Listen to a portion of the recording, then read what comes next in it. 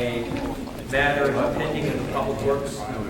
It's 2016-226, grant of location, Washington Court, Verizon, New England, and Massachusetts Electric Company. A pole installation is necessary in conjunction with the Fall River Bridge project. Do we have a representative from Verizon? Would you introduce yourself for the record? Yeah, my name is Kelly Correa. I represent Verizon. Like you said, it has to do with the Fall River Bridge project. Before, it's been a while since I've done this, so but Mr. Clerk, if you could please take the roll. Councilor Kane. Present. Councilor Crowe. Present. Councilor DeBoer. Present. Councilor Finn. Present. Councilor Harris. Present. Councilor LaForest. Present. Councilor Leeang. Present. Councilor Calmucci. President Hughes. 7 members. Thank you, and again, forgive me but if we could start over, if you could introduce yourself again for the record. Yep, no problem. My name is Kelly Correa. I represent Verizon New England. And basically, like you said, this has to do with the Fall River Bridge project. Some of the poles need to be relocated, and we actually need one new pole location on Washington Court. Basically, this pole on the corner of Washington Court, Washington Street, is going to be moved back a little bit. So with the new pole location, this will avoid aerial trespass over the private properties there and still support the existing pole line. Great, thank you very much. If there's anyone here present this evening who'd like to speak in favor of this particular order, 2016-226? Anyone wishing to speak in favor? Last call, anyone wishing to speak in favor, you can also sign with the assistant clerk if you wish in favor. Seeing none, I close this portion of the hearing. I close. Is there anyone who wishes to speak in opposition to this particular item? Anyone wishing to speak in opposition to 2016-226? You may also sign in opposition with the assistant clerk if you desire. Last call. Anyone wishing to speak in opposition? Seeing none, I close this public hearing. Thank you very much.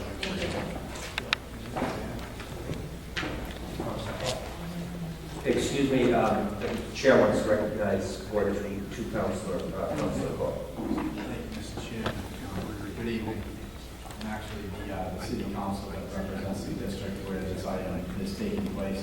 And just so that the general public knows that the movement of this pole is part of a much larger grand scheme of the project, which ultimately will lead to the widening of Washington Court.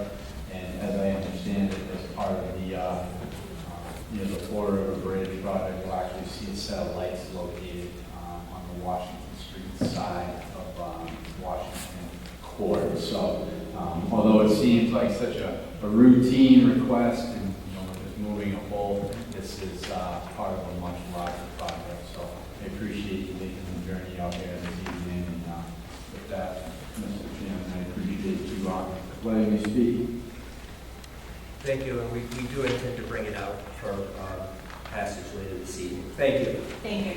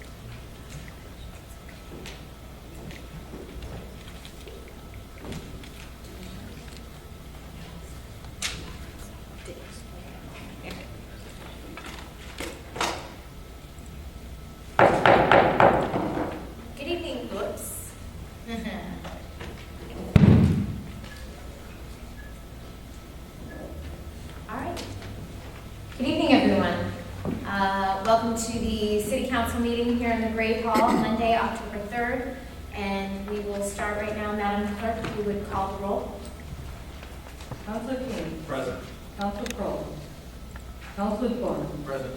Councilor Finn. Present. Councilor Harris. Present. Councilor Forrest. Present. Councilor Leeang. Present. Councilor Calhoun. Present. President Hughes. Present. 8 members have a quorum. Thank you very much, Madam Clerk. Present. 9 members have a quorum. Great, thank you, Madam Clerk. If you'll all stand and join me in a moment of silence this evening for our men and women serving here and abroad, as well as our first responders. I know we have some members of the fire department here this evening, and just think of all of those who put their lives on the line for us every day. And please join me in the Pledge of Allegiance. I pledge allegiance to the flag of the United States of America and to the republic for which it stands, one nation, under God, indivisible, with liberty and justice for all. Thank you. Madam Clerk, if you'll read the open meeting law. Pursuant to the open meeting law, any person may make an audio or video recording of this public meeting or may transmit the meeting through any medium. Attendees are therefore advised that such recordings or transmissions are being made, whether perceived or unperceived, by those present, and are deemed acknowledged and permissible. Thank you, Madam Clerk. And if you would call the first agenda item, please. Yes, number 1 on the agenda, an update 2016-47, resolve regarding update from the Department of Inspectional Services relative to violation at Chronic Light property, and Mr. Duker is here, present. Great. Mr. Dugan, if you'll come to the microphone. And if I could just recognize at this time Councilor Forrest, who's the author of this resolve. Councilor Forrest. Thank you, Madam President. When Jay took this up, spent a lot of time working with inspection services, whether it's Jay or Code Enforcement Officer Kenny Burke, on chronic blighted properties. So I just want to kind of set the stage that we're not talking about those who, well, maybe they drive them over. We're talking about houses that are chronic blighted, some that are boarded up, some that are abandoned, some that are in a long-standing process, maybe because of an estate or a foreclosure. So these are properties that years are passing and we're not seeing improvement, as opposed to, needed maintenance, typical maintenance for our property. So we're kind of talking tonight about the worst of the worst properties. And Jan, I don't know, kind of thrown out the anything to do with this. We want to kind of focus by ward or present kind of maybe we start with, the process of what entails being a department and working with these and how, ticket issuances and prompting their compliance and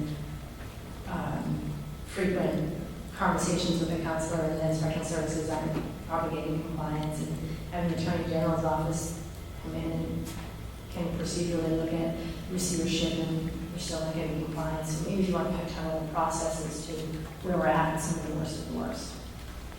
Sure, thank you.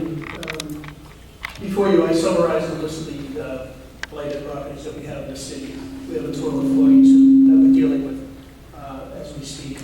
10 of which have permits are ready to be permitted, so that they should be taken off the blacklist pretty shortly. We have over 35 the list below that were completed as a result of ticketing and court action and the Attorney General being able to clean up 35. But it's a very dynamic problem as some of these come off the list, more come on. But right now, the problem with probably half of the blighted properties that we're dealing with are either bank owned, they're in probate because somebody's deceased, or they're just in court, going through the court process. Jay, I know that a couple of years ago, it was Councilor Coffey's ordinance had drafted something relative to working with the banks and how we could get their compliance in contacting us or when they're taking over a property and maintenance is required by the city in those situations.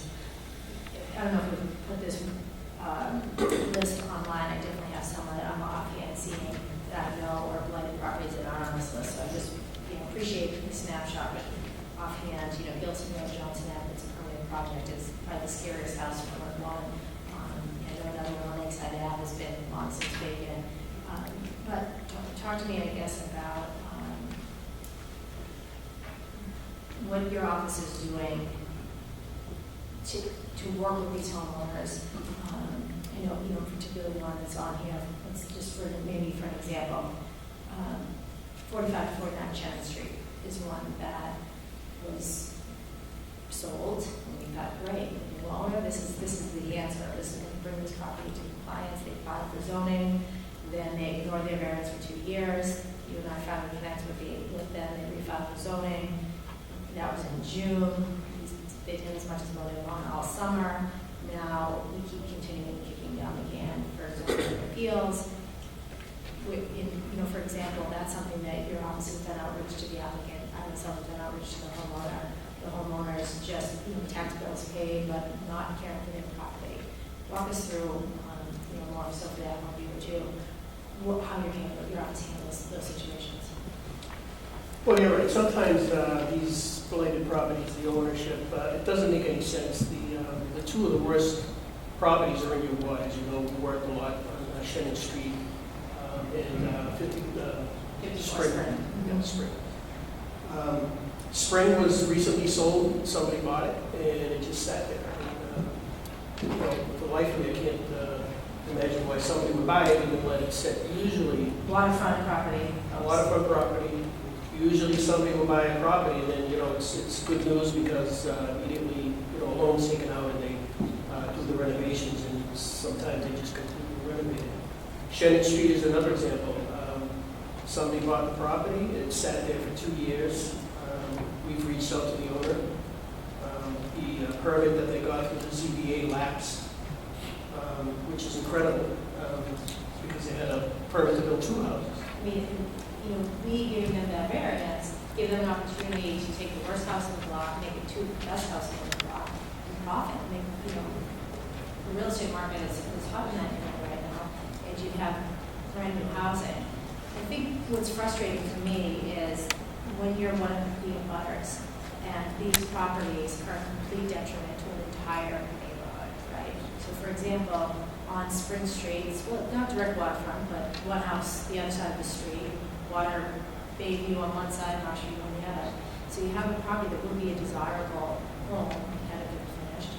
You see improvements across the street from that house, the house being remodeled right now under construction, brand new construction. Within that same block, we've been building permits on one recently completed project. The house next to it, is completely being redone over. So you're seeing a lot of investment in the neighborhood, yet it's being held back because it's a detriment. The neighbors have reached out to me saying, one of them, their homeowner's insurance was threatened to be canceled because of the conditions of this abandoned, boarded up property that was abutting them. So it really is a detriment, yet what I'm seeing as far as you and I have had a lot of conversations about, if it isn't by ordinance, what tools do we have to facilitate compliance? So we can show up and send Ken Burke by every single day. He has to be there physically to write a ticket every day. So unlike some of our other fines, where, for example, if it's a conservation violation, you write the ticket once, when they bring it into compliance, that's when the fine stops. The building code does not allow us that flexibility, correct? I'm sorry, it doesn't. So it doesn't give us, the building code doesn't give you flexibility. So conservation, if you have a conservation violation, your fine starts the day that violation is identified. The fine stops when that violation is corrected, right? So it's conservation fines. Now, for the blight ordinance, we thought about, maybe we change the ordinance to say the fine starts today, and Burke doesn't have to go by every single day. When you come back to 55 C Street and assure us that you're going to pull a permit and make a correction violation, we'll stop the ticket. And so we have a lot of these long-standing fines, is it money that finally gets to them that, there's property tonight that the city is looking to take in tax title. I don't want to be taking ownership of these homes. We want compliance, but what is we're able to use from the city side to facilitate compliance with these abandoned properties? Well, we've had a lot of success with fines, but the fines don't always work for the ones that are still blighted. What we found is, we can write all the tickets we want, but you can't get the owner in court. the worst offender are the bank-owned properties. And what happens over a period of time is somebody loses the house because they don't pay. Eventually, the house is foreclosed on, and that could take several months. We don't get to identify the bank, doesn't come forward to us. And so it could be, a process anywhere from 6 months to a year before we can even identify an owner that we can bring to court. We've collected money on a lot of these blighted properties when they finally got sold. We were able to collect a lot of the fines. But the fines really didn't do anything to help expedite the process. And so, let's talk about procedurally, okay? Let's take 54 Spring Street, tickets get written, you keep writing tickets. You file for this, and I think you filed for 54 Spring through Quincy District Court, you filed a criminal complaint. And talk Yes. to me about what happens when it's at the court, just procedurally on that side. How are you finding the court system in handling these particular blighted, chronic blight matters? We have good luck with those that we can get into court, and we can get the owner into court. We've come to... How does the owner avoid? Excuse me? So when they get into court, for example, 1 Wall Street, Correct. we have that owner in court. Yes. I wouldn't say that his house is particularly in compliance. I wouldn't say it would be blight, but considering how poor the condition was, it's been improved. Standard is very low, but, okay, so that owner showed up in court. That We That had owner was 6 brought to months court. maybe in the court process for that one. Excuse me? By the time we got him to court, it was continued, we went back, we were in court a It's a few long times. process. And I think it was about 6 months worth of process At least. for 1 Wall Street. Yes. And as you know, the court, they were kind of lenient when everything considered about the property. But that's, at that point, it's up to the magistrate what they decide. But the owner, it did compel the owner to make some changes to the property and make some improvements. It's not, I won't say what, don't want to say what kind of shape the house is in, but it's a lot better than what it was. Okay, let's talk maybe about, I'm trying not to get too specific, but another property that we've tried to get through the court process. So I know we've tried in the past with 54 Spring into getting moved to court. I know that one was one that the Attorney General has taken an interest in. So I guess I'm trying to, also educate the at-home people who's watching this meeting who cares about this topic, because I have actually hunted to some of the abutters of some of these properties and said, tune in tonight so you can kind of understand our process, what we're working on, why it's such a slow process in getting compliance. So let's talk about the court process when you file, what the expectations are, whether the court is opting not to hear them. No, we have pretty good success in court when we get an order. The court is actually very receptive, and it's usually handled at the magistrate level, and we do have some that get kicked up to a criminal complaint. I've got one in a criminal complaint that's been in court for 6 years. Once it gets to that level, attorneys get involved. There are all sorts of procedural devices that are available after that while it works its way through the court system. So, but in the end, we do have good success once we get an order and we get it into court. And so the Attorney General is not involved in the process, right? So you want to talk about how the Attorney General's office came down and looked at receivership as an option for some of those that you're having trouble working with the owners. What procedurally do you want to talk about that? So the Attorney General has reached out, they have an initiative where they take on so many receivership cases. Receivership is a tool that's used when an order can't be found or is just not willing to repairs, where a court can appoint a person called a receiver who can then fix up the house and place a lien on the house to get repaid for the amount of work that's been done. The Attorney General they've been instrumental in probably cleaning up at least 7 properties.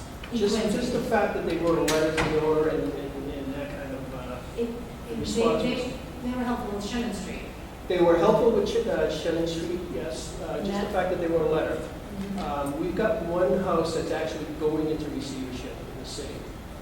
Receivership, the Attorney General's office was also helpful with Spring Street. Yes. And that compelled the owner to sell the property. And that's when the new owner bought it. And the Attorney General dropped what he was doing, and then the guy sat in the house. Now almost 2 years. Yeah. So I actually spoke to folks from the Attorney General's office. They're going to pick that up again. I mean, I feel like that one is an opportunity for, if they can put a receivership assign somebody, because whether that's a tear down, or it's a definitely got rebuilt, is in the process of construction, that's a sad story. It was a homeowner who, family home, paid a contractor took their money to do the work. So for a long time, that was a situation that was, had some empathy from the neighborhood, because we knew the family that lived there. It was a very difficult situation. The court went through the process, found out, found in favor, obviously, of the homeowner, but if the frontage doesn't try to pay the homeowner doesn't get made whole. So that's a sad situation with the sale. But now when the new owner buys it, those in that existing condition, there's no sympathy for the neighborhood. And now it's a matter of that $100 light fine the clock should tick every single day. There's no reason to leave that property in that condition. And they wouldn't even mow the lawn. Finally, we're starting to see the lawn mowed. I don't think that's some tickets, or if a neighbor's just, taking out the leaf back and taking care of it because it is such a problem. I think what I'm hearing particularly with the foreclosure and the bank process, it's really, in my experience, has been it's a waiting game. Until that gets through the if it's a court, if it's a state that's in the court, for us, we're kind of limited, the city's limited as far as what we can do until the judicial system makes a ruling. So for a lot of those, there's a house right now on C Street, very visible, on the corner of, I think, Mead Street, that has sat vacant, been held in the state, has been a blight. Isn't one of our worst blights, but it's a situation if you're a neighbor. Vacant homes aren't good. We want to be making sure they're occupied. The owners, housing is in demand in these neighborhoods. But it's something that if you live next to that, that's a problem for you day in and day out, that you're seeing these conditions deteriorate. There's one on Mead Street. There's another Jewett Street, kind of right at the end of these dead ends. They're small, but for us, we're driving by them. For people who know these side streets, that those are a direct impact to them and a negative impact and a detriment to their quality of life as well as their property values. So, I just feel like this is an issue that you and I talk about this regularly. Yes. We talk probably daily and have conversations that one of these blight properties inevitably comes up. So I appreciate the efforts that you're in. I wish that there was a better tool that we could provide to your office to get in compliance and to get in the absentee landlord, to take these properties seriously, because they really are a detriment for neighborhoods that have a strong quality of life, have a strong demand for housing, that these should be occupied and optimized, and the conditions really are, it's just looking, I drive by Spring Street multiple times a day myself, and talk to those neighbors regularly, and we're on it, but if you're that neighbor living beside it, you're not seeing any change, you're not seeing anything happening. And I just want to keep this in our discussions, and that we haven't forgotten about these properties. I talk to neighbors Spring Street frequently, Shen Street, and those are my top two of the worst. The other one, I guess, Sure. is Frecker Road. We should announce that once more we've talked about. And, the city itself is not immune to this problem. It's a property that was taken in tax title, and we are having a demo tomorrow. So I have to make that announcement. I didn't expect it to happen so fast. We've been asking about getting this property demolished. It's a flooded property. It's in the wetland. It's in the marsh at the end of Frecker on Macy Street, off of Rock Road. Another one I drive by daily. And we need this area and move to make it demolished. So I do want to thank Mayor Koch, and I want to thank Paul Hines for his leadership in getting this matter resolved, because it's something that has been a detriment to that neighborhood. So we did some improvements in our water infrastructure in that area and the seawall infrastructure, and now we are taking, these old cottages that were falling into the marsh and we're moving them. So that should be a real improvement to those neighborhoods that had to go to the blighted property that the city, through process, became responsible for. So I'm glad to see that gets resolved. And tomorrow sounds like demolition day is planned. So that's the Ward 1 side of this. I do have some other properties. I won't go through each individual one, but the worst of the worst, I appreciate, in particular, you're talking about those. And you and I offline will be working on some of these other smaller issues that have that same impact to those neighbors. So thank you for your efforts. Anyone else wishing to speak? Councilor Devon. Thank you, Madam President. Thank you, for being here tonight. Thank you for all your hard work that you're doing over there. This is a tough situation. I just had a few questions. Just the chronic blight properties. How many do we presently have in the city of Quincy today? 42. 42. Active. Out of those 42, those are the chronic ones. Is there any other in the pipeline or in the process that, hey, this is borderline getting to that level? They're all borderline. I mean, some of these just don't rise to the level of blight property. The definition of blight is very broad. So these are the worst of the worst 42. We're working 12 of these right now, are permitted or ready to be permitted. It is a very dynamic list. We find some of these get rectified, get bought and sold in rehab, and then there's always one more that takes place. Of these 42, what are you looking at for owner occupied, or are these a dweller? How is that configuration? Are you seeing more these are the landlords and these are people living there that they don't own this house? Where's the? We've got quite a mix. We've got vacant, we've got owner occupied, we've got bank foreclosed where the owner's squatting, we've got no owner where somebody's squatting. It's just a mix of all of the above. I know Councilor LaForest was talking about the Ward 1 downtown Neck. Is there any other cluster throughout the city of Quincy where you're seeing a group of lights? Is there any other area of the city where you're seeing this continuously happening? I would say, I can break, this list is just a summary. I could break that down for you when I get to my office. This list has all the information on it. It's just not summarized in a way that you can see which properties and which section. Could we get, or could I get a list of that when they were presented and when the protocol evolved? And to take it a step back, what is the protocol on how you present or go out to this type of property? What is it that a neighbor or a butter has to do to have you go out through that? Most of these come in through a neighborhood complaint. A good share of them come in through ward counselor.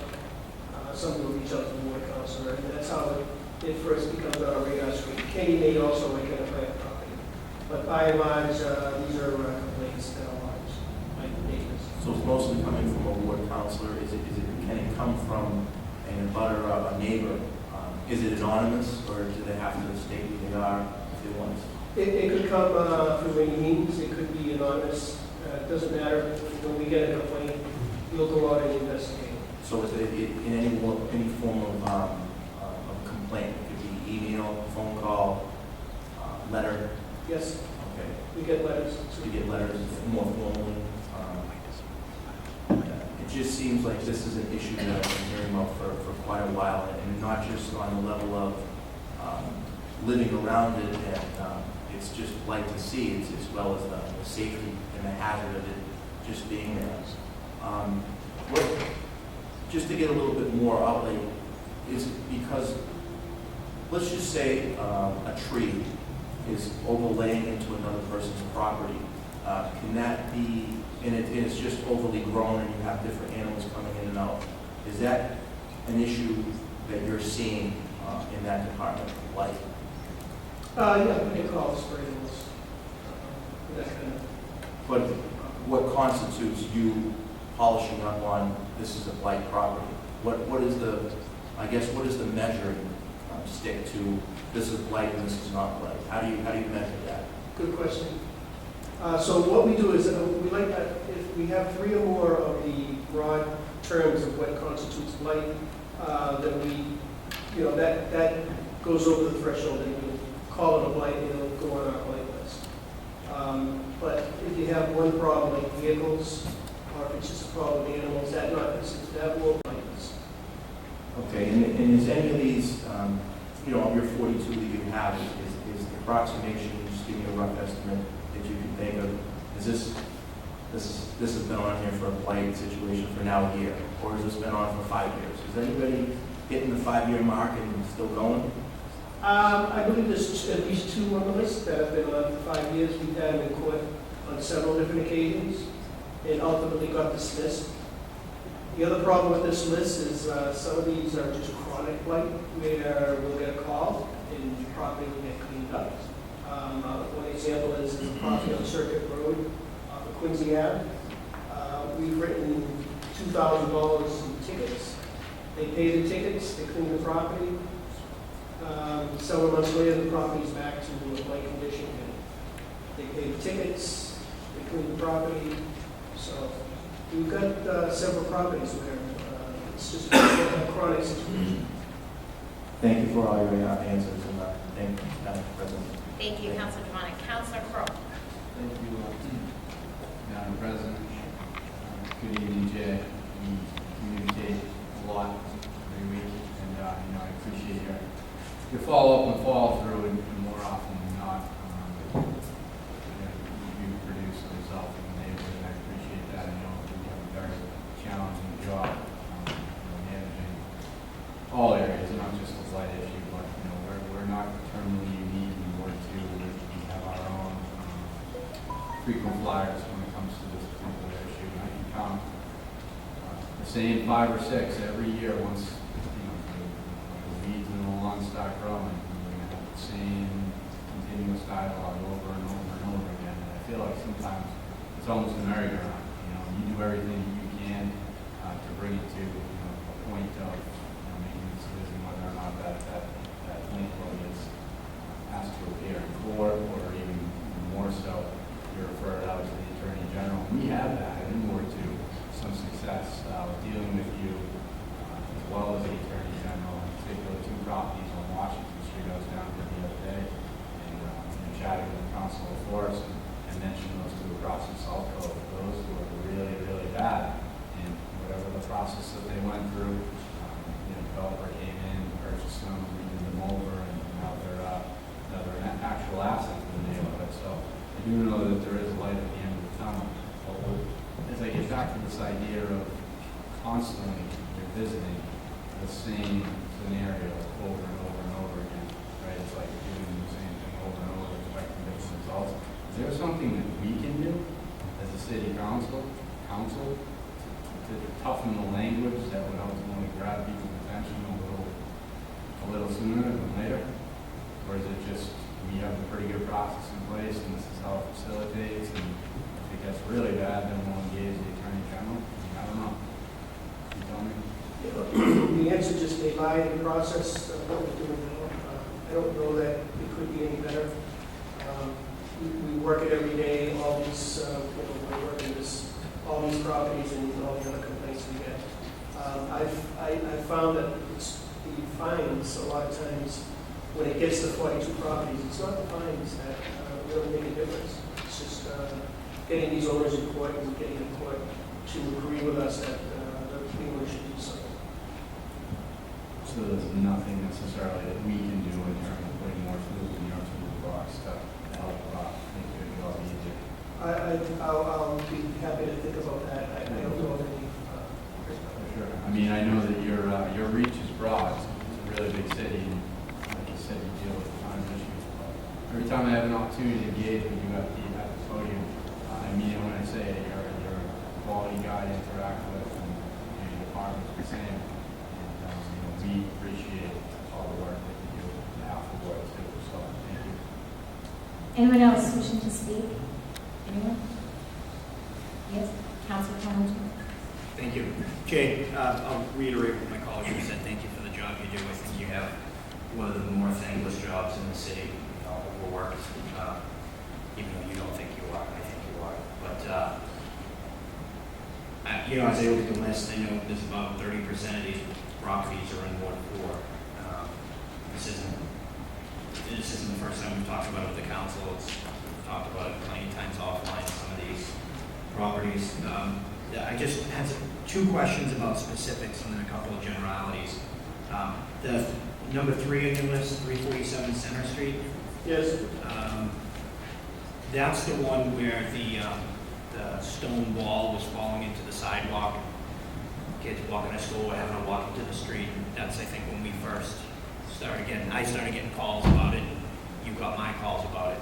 And I believe that was one where you went to the, you or Kenny or someone went to the property and asked the folks who were living there what was going on, and they had indicated that they were essentially squatting there, that, you know, there were repairs that needed to happen in the house, and the landlord didn't respond, so they stopped paying rent, and they hadn't paid rent in a couple of years, and they were just kind of just living there and keeping the lights on.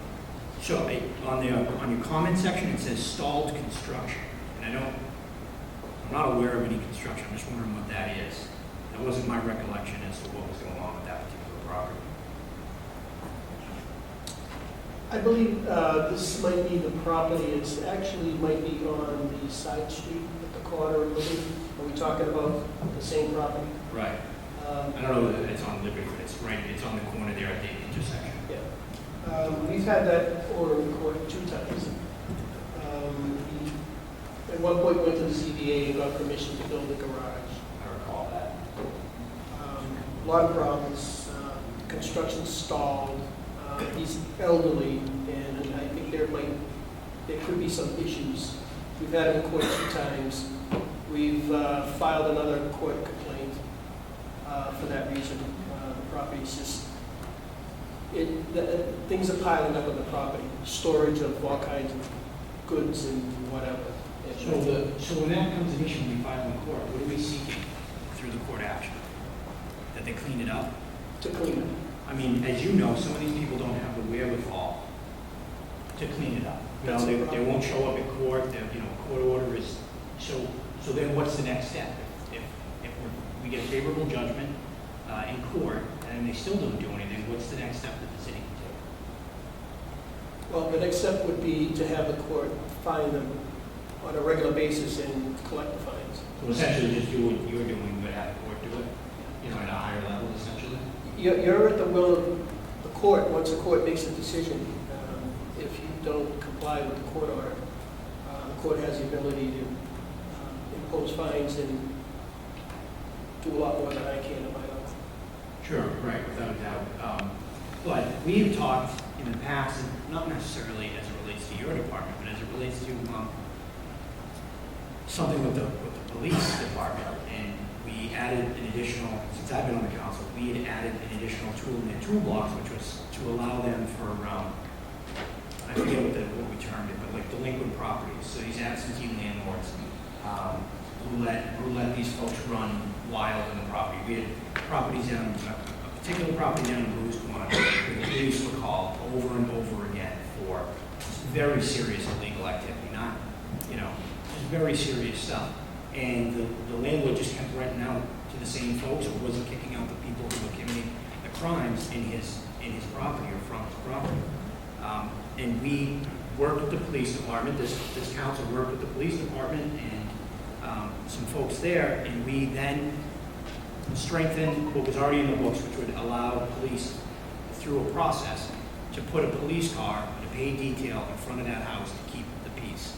And then if they didn't, it only happened once prior to us getting involved, and the person never paid for the detail, so the chief just never did it again because the taxpayers were simply having to pay more money. And what we did is we gave some additional tools to the police so that if they didn't pay for that detail, it went on as their tax bill. It became a part of their tax bill. And I'm wondering if there isn't something that we can do similar to that, where your fines, if you're aggressive in fining them on a daily basis, we've talked about this up here before, but if you're aggressive in fining them on a daily basis, and we add those fines to the tax bill, at a certain point, there's going to be enough of a tax debt owed that, one, the city can take the property, or two, what's more likely, what we do is when we have these delinquent taxes that really get pretty high, we bundle them up and we sell them on a secondary market to companies who specialize in bringing properties back in the tax roll. So they pay the taxes, they pay the back taxes, say it's $40,000, right? So say you go by Center Street and you aggressively ticket. What's a ticket for one violation one day? Could be anywhere from 100 to 300. All right, so if you say $300 a day and you go by there after a year, Counselor Kane, you can help me out with the math. 300 times 300, what would that be? I wasn't like that. Yeah, I know, that's why I was saying 300 by 300, what is it? 9,640. It's a lot of money. A lot of money. So, 90,000. 90,000, that's a significant chunk of change, right? You then can sell that, so that goes on the tax bill, it goes unpaid. You then sell that in the secondary market to these companies who specialize in, notice how he doesn't even listen to me, new guy, he's not even listening. But anyways, you sell it on the secondary market, and what these companies do is they pay the 90,000 that's owed, and then they continue to pay the property tax moving forward to protect their position in the property. But what they'll also do is either take the property or work with the property owner to get control of the property, to get either to sell it or to show them options to improve the property. So that's a long-winded way of saying, can't we be more aggressive and can't we add these tickets to the property bill? I mean, would that help in targeting some of these properties? So the mechanism you were talking about with the police department, I'm not aware of that particular lot. In the zoning ordinance, these are 21D tickets. They're really civil matters that you can only fine people for money, and then only a court can basically tell this owner that he owes the money and he's got to pay it and order him to pay it. It gets to that point. It can never turn into a criminal.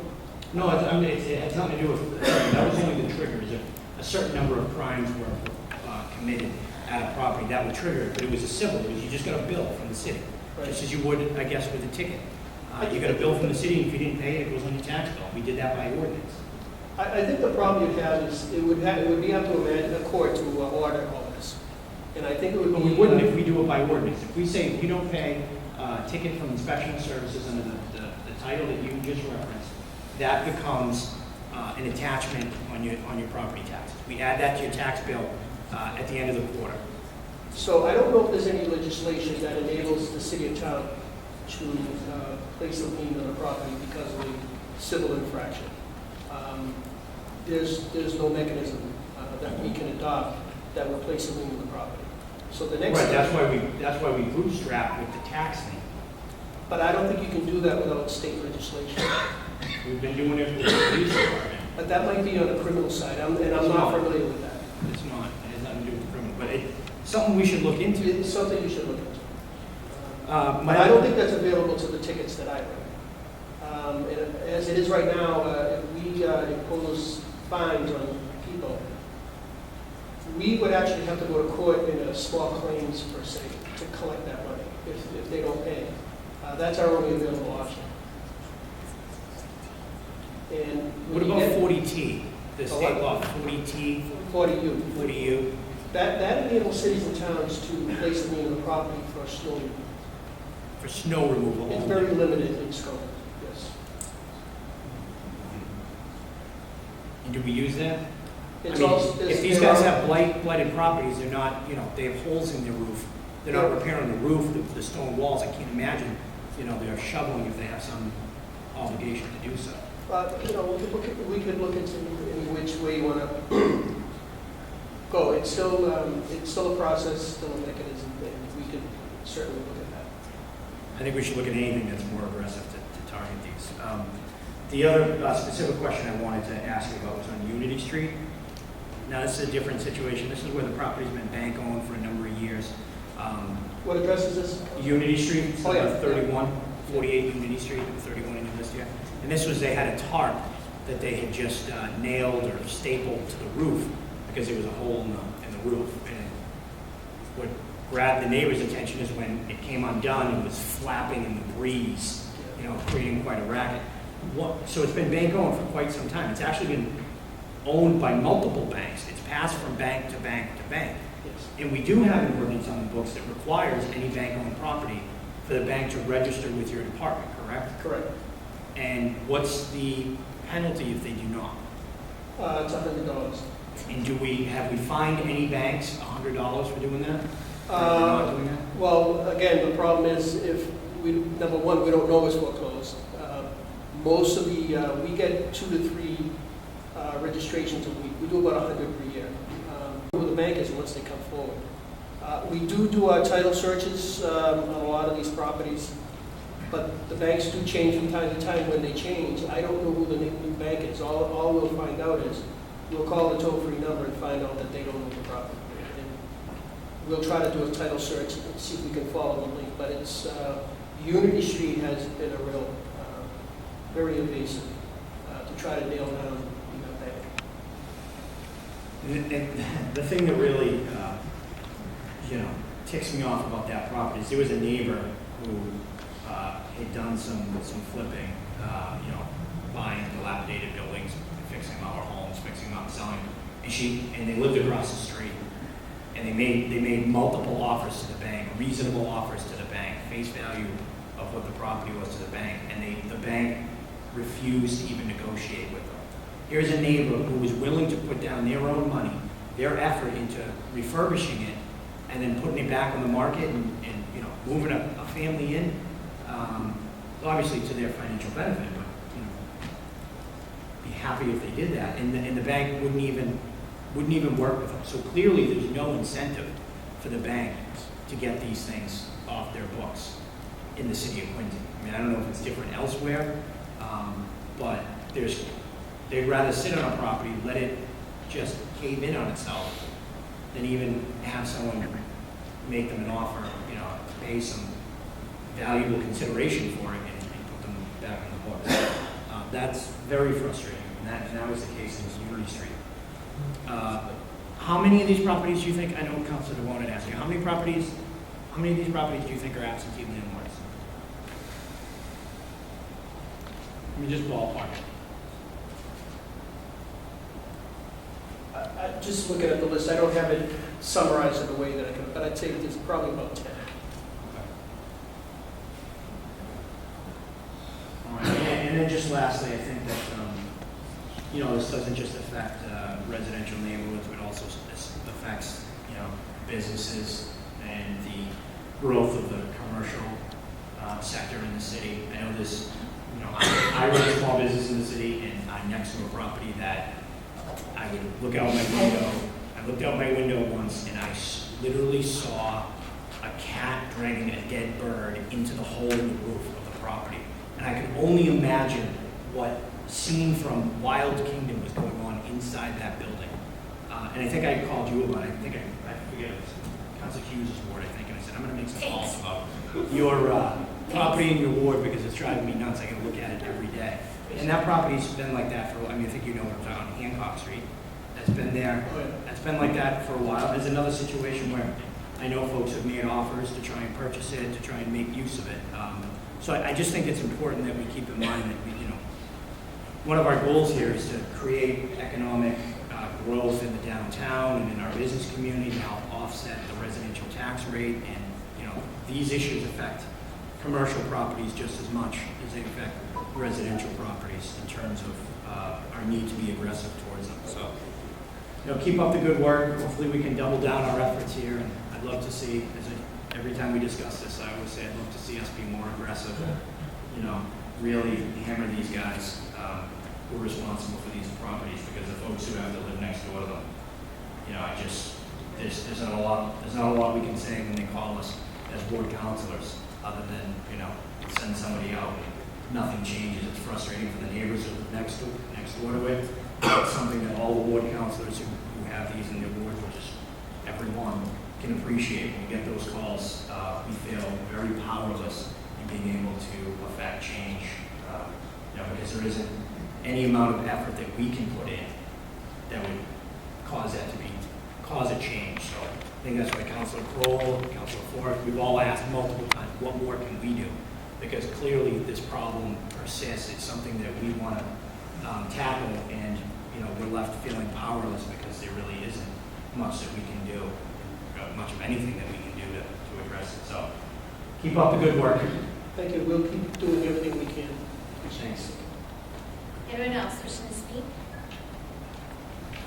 All right, Jay, I just have a couple of things for you. Number one, I see 109 Colonial Drive on here. That was a property that had long been a source of frustration for the neighborhood, and I know for your office as well. And it looks amazing. I mean, what an amazing rehabilitation. So the right side of all of this is a lot of these properties, when they actually do become rehabbed, and they can be a bright light in the neighborhood. And so that is a perfect example of just a property that had been long forgotten, and again been a source of such consternation and trouble to your office. So just wanted to highlight that. Also, I know folks who are watching at home are going to think about 99 Phillips Street, also a problem. Oh, across the street from 99 on Phillips Street, the fire. I don't know if you've listed it on the roll here, but there had been a devastating fire there. I know your office is working hard with the folks to try to get things cleaned up. People on Phillips Street have been more than patient, and I know it's a difficult task to get a lot of these blighted properties for a lot of the reasons that we mentioned earlier. I also, just because you're here, and it doesn't necessarily relate to blight, but does create a light in the neighborhood, and your office has been good, Ken has been great about going out to folks' cars parked on their front lawn. I don't know if anybody else has experienced that. Councilor Palmucci, I guess that doesn't happen in Ward 4. But it is a problem in Ward 5, and in particular in certain areas where it's a constant source of just junking up the neighborhood that I find reprehensible, and I think really drives down the quality of the street, and it's so frustrating for neighbors. And again, it's not a blighted property situation. It is just such a terrible, it's just so unneighborly, and just, I mean, it's just a terrible problem. And I wanted to recognize your office for going out and really helping out on those issues, ticketing those properties, knocking on the door, telling folks that's not something that we do, it's just, I think it's a real problem, and I see it happening more and more in some of my neighborhoods, and get a lot of calls on it. So wanted to thank you for your work on that, and just to let people know that we are vigilant about things like that. And it is a quality of life issue, as all of these things are, and that's one of the things as board counselors that we do day in and day out, and that we work so closely with your office on. So thank you, and it's always a work in progress. Nothing's ever solved in those departments, but we did the best we can. So thank you, Jay. Thank you. Oh, okay, Councilor Harris. Thank you, Madam Chairman. Director Duca, again, thank you. I want to piggyback what a lot of the folks have said, especially the cars in the yard, and that's why I spoke up. We've talked. Even in sections of Ward 6, we have that situation where people are making driveways out of front lawns that, and I applaud your department. So receptive to me with those folks. And we just got to stay on them. And I just ask the folks in Ward 6 and throughout the city to call us. That's why we're here, the ward councilors, to bring it to your attention. And again, thank you for all you do, and thank you to my folks here. Speaking up. Thank you. Thank you, Councilor Harris. Thank you, Jay. Thank you very much. Thank you. Next item, Madam Clerk. Number 2 on the agenda, 2016-233, appropriation. On the request of the director. Okay. Waiting the reading. Councilor Kroll. Thank you, Madam Chair.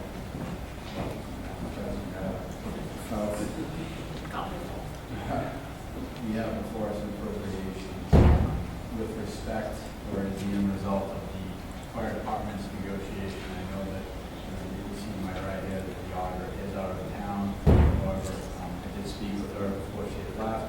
She explained to me that both item number 2 on the agenda and item number 3 on the agenda she was comfortable with, and has had a full dialogue with the municipal finance department. So if I do remember correctly, during budget time, the mayor had said that there was some money appropriated in this reserve for appropriation account that would be finalized post-negotiation. So that's where we are with respect to these items. So I move approval. Okay, motion to approve. Seconded by Councilor Finn. Councilor Calmucci on the motion.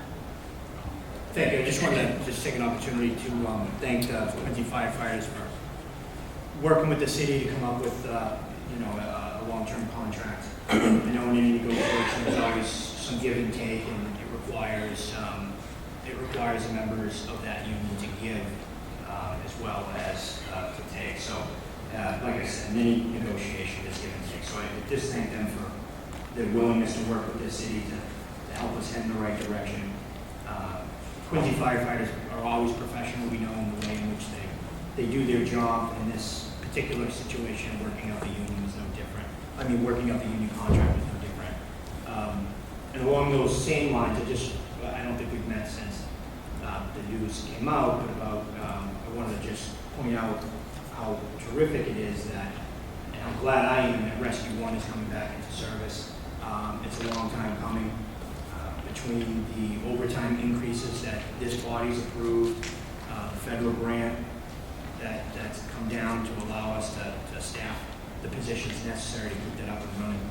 That I think it's wonderful that we've finally gotten it done.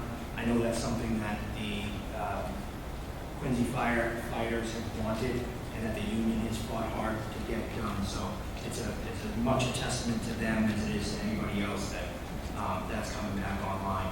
And lastly, just want to thank them for the work that they do on behalf of the residents and businesses in the city of Quincy every day, risking their lives. They do a terrific job doing their job, but they're also one of the most important community partners we have. They're involved in tons of community events. They go above and beyond just doing the job that they do very well. Very involved, and we thank them for that. This isn't an easy vote. I'll certainly be supporting.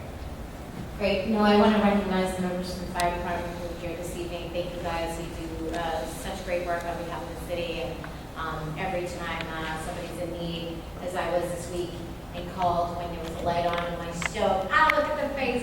There was a light on in my stove. Somebody cleaned it, not me. And I said, there's a light on. And the wonderful fireman said to me, do you have a gas or electric stove? And I said, I'll call you back. So but he did answer my question once I called him back and told him it was gas. I had to ask, I don't know.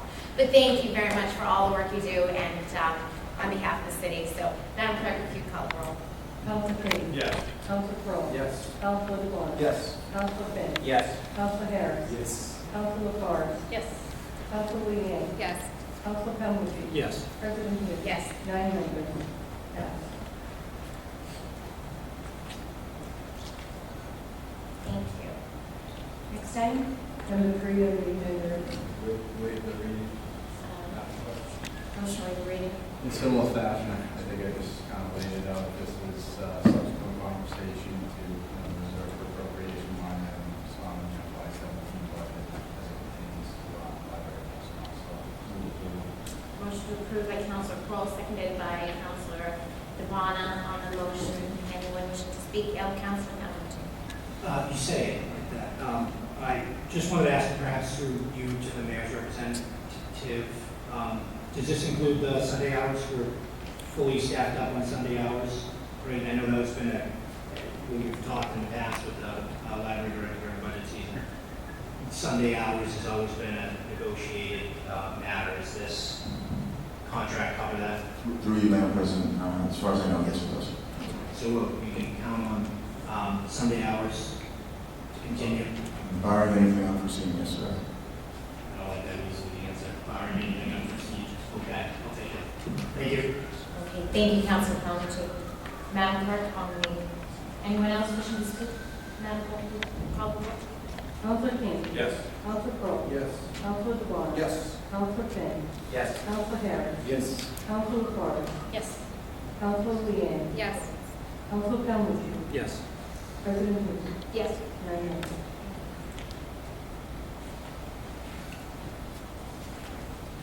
Next item.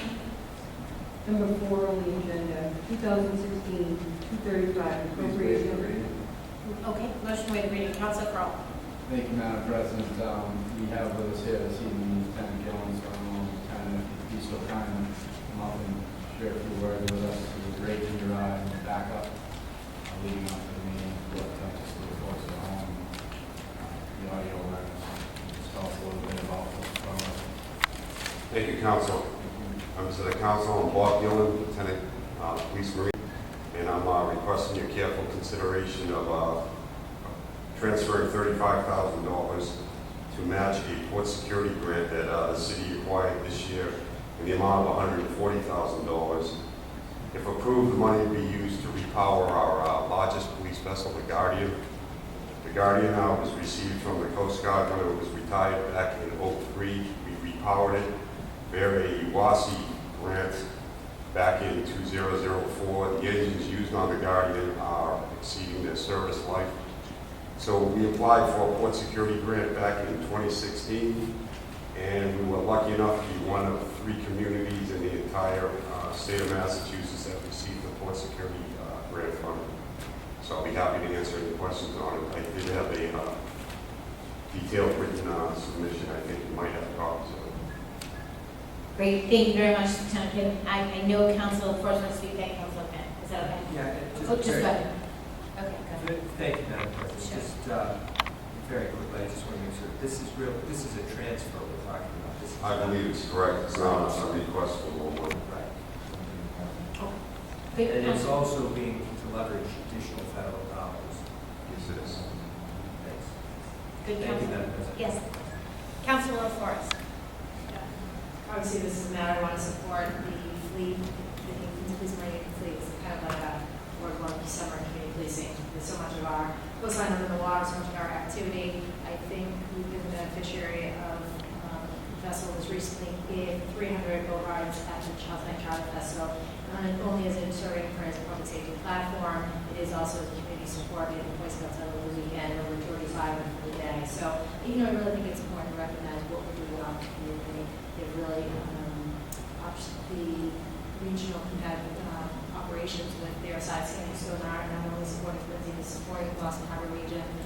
And I appreciate the work that they're doing. A great season on the water this year. And with that, I move over. Great. So, motion made by Councilor Kroll, seconded by Councilor LaForest. On the motion, Madam Clerk, call roll. Council King. Yes. Council Crowe. Yes. Council DeBon. Yes. Council Finn. Yes. Council Harris. Yes. Council LaForest. Yes. Council Leeang. Yes. Council Calhoun. Yes. President Hughes. Yes. Madam President. Thank you very much. Thank you.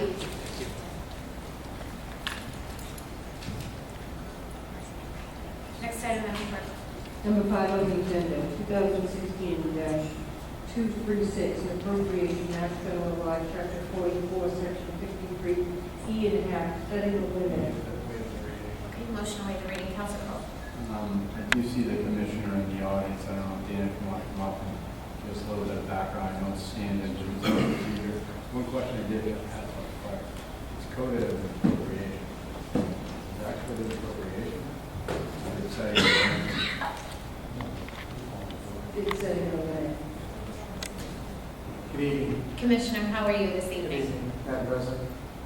Council, members of the council, thank you for the invitation to be here. This is to set a level of limit for a new account.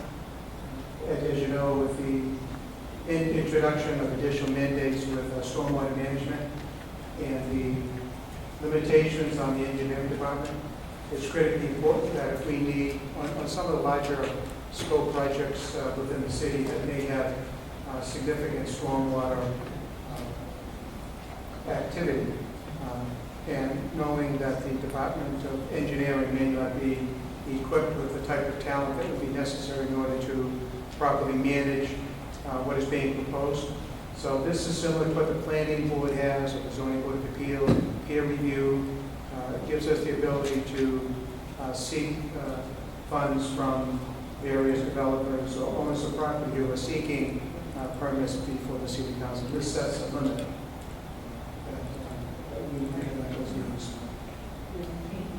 Thank you, Commissioner. So thank you, Commissioner. Is there anyone wishing to speak? Do we have a motion? Okay. Motion by Councilor Harris. Are you seconding? I'll second. Seconded by Councilor Calhoun on the motion of Councilor Calhoun, right? I'll defer. Okay. No, I think we can. Commissioner, I want to make clear too that we're talking about an account that exists presently, correct? Yes. We're basically under the We're law just setting a limit. setting a limit for that, so we're It's not an account talking that about already new exists. appropriation this evening or any additional funds, correct? Thank you.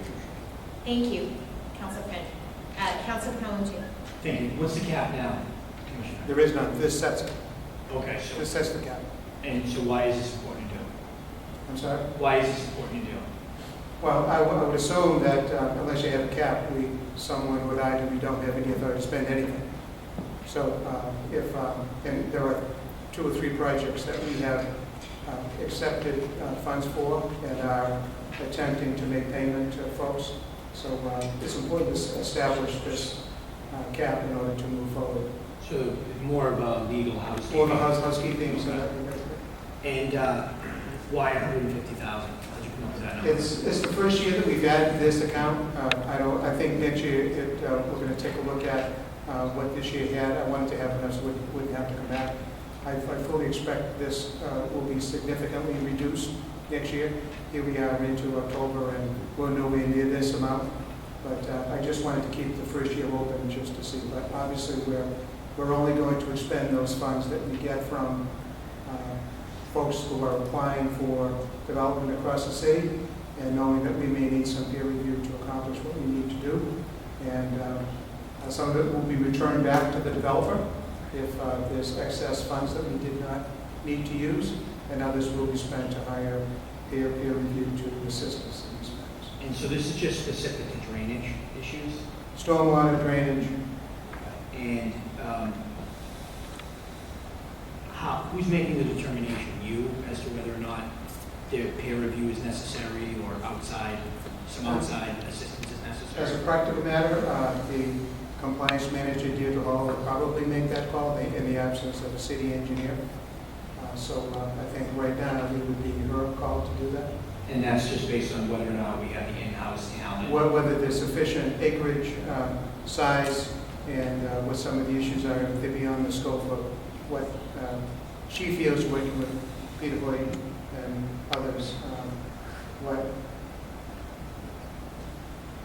engineering sophistication we may have to properly manage the application.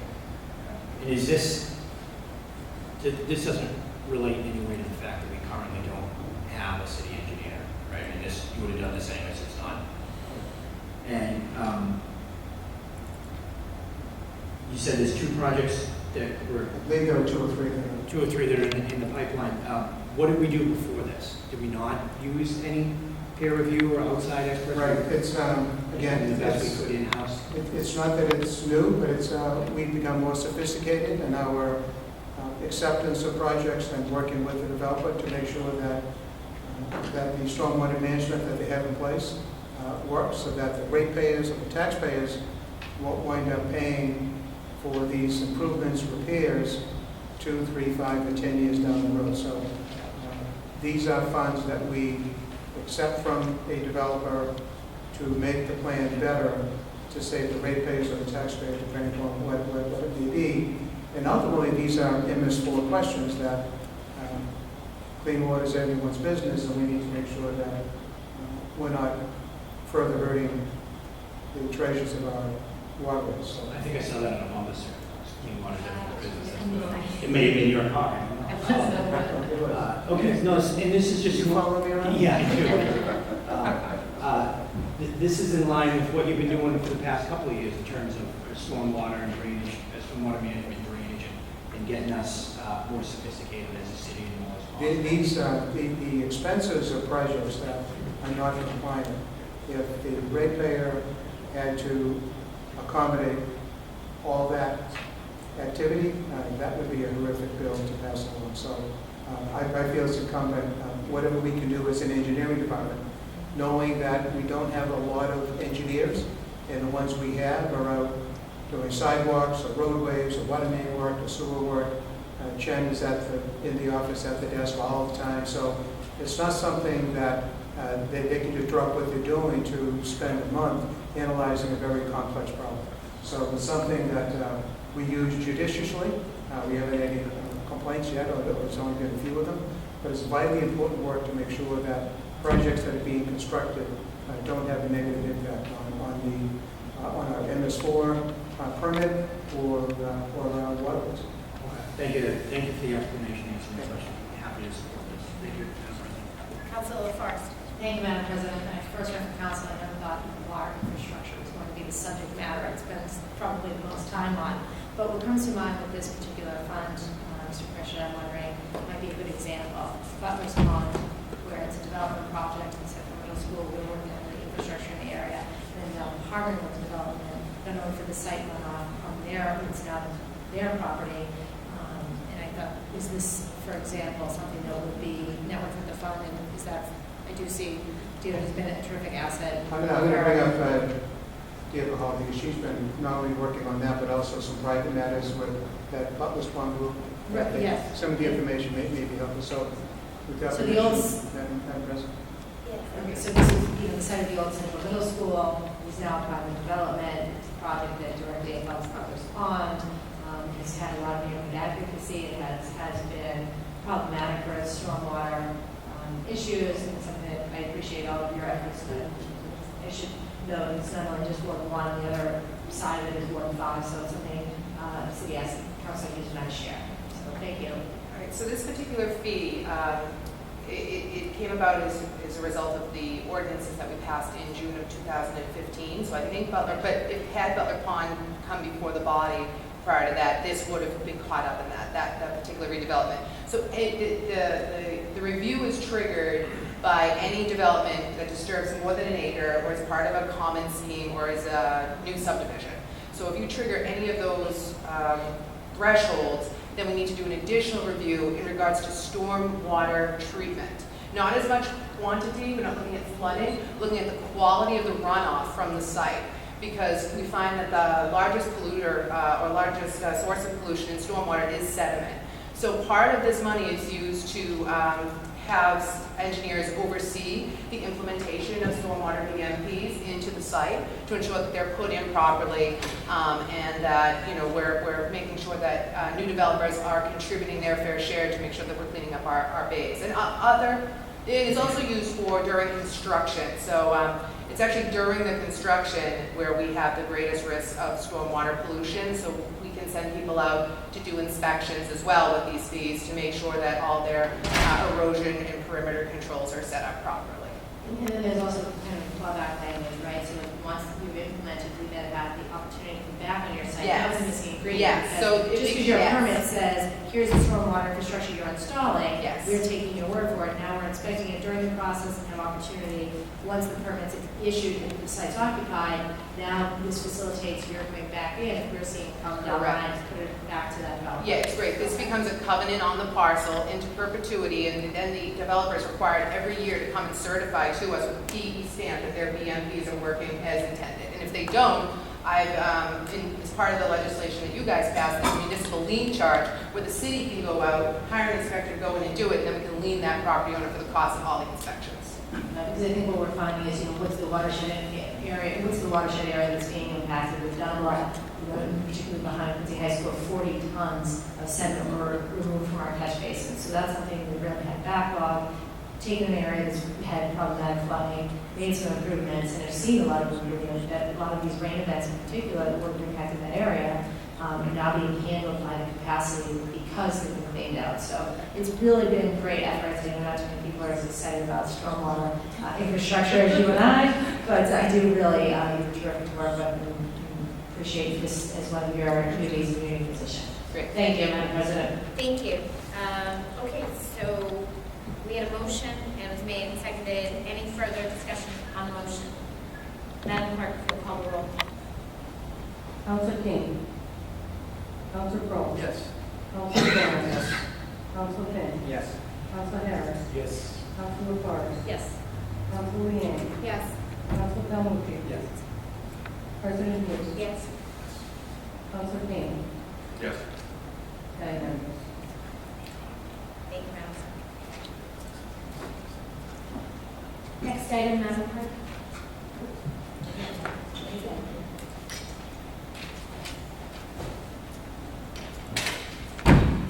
Number 6 6 on the agenda, 2016-237, land taking agreement, public way, purpose, Oak Grove Terrace, and Bennett Lane. There is a representative here to speak on behalf of all. Time is here to speak on the matter. All right, thank I am well, thank you, Madam President. Good evening, council members. This is a holdover from my former position with the Solicitor's Office. I got a Oh, special, that's right. special blessing from Jim, Sorry. which means I had the most knowledge on it, so rather than reteach somebody else. I'll just You're carry it somebody through. else now, that's right. Yeah. Right. Who is so This is great? part of a larger orchestration of something that actually kind of qualifies as one of the light properties in the city of Quincy. And that's the gateway entrance of the city on Independence Avenue. There's a property in Braintree right at the town line, the border of the town line, and crossed it, that had a gas station years ago, that had a number of gasoline leaks. And it's been dilapidated and boarded up for years. And there was a garage in the Quincy parcel that the gasoline from the Braintree parcel migrated onto to a limited extent. In the ensuing years, the Quincy parcel went into tax title. It's currently assessed for about $200,000. And at this point, the tax title account exceeds $800,000. So it's a pretty substantial burden or barrier to get the property back in the tax roll in its current form and get it cleaned up. And with Rob Stevens and myself, we've been dealing with a parcel up on Intervale Street for a number of years now. We've expended in excess of $5 million of both state and federal funding to clean that site, and we're still not done with it. And that was a property that was taken through tax title. It was years and years and years of process. It was finally, there was no alternative but to foreclose. And I'm trying to avoid that same situation with Independence Avenue.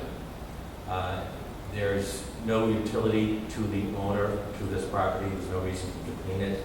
They no longer have it proposed as part of their Braintree development. They, in fact, have abandoned the zoning relief they got to allow the use of the Quincy property. So the future of this property would be the foreclosure of tax title, the loss of those taxes to the city, and the burden of having to clean the property going forward. So I have been dealing with Tom Moriarty, private counsel to the landowner of the LLCs that own the two parcels. And we've come up with a scheme to get this cleaned up and allow the Braintree development to go forward, to clean the gateway to the city and get the entire area back in the tax rolls and back in an attractive situation. Now, my understanding with the orders before you tonight, and there are 3 of them, that they are going to be going into committee and not voted on tonight, and I would ask or request that happens. One reason being that with regard to the takings of the easements in what's currently paper streets or private ways, those private ways are laid out to a 50-foot width. We're proposing to take a 40-foot easement so they can be built to the city's standards.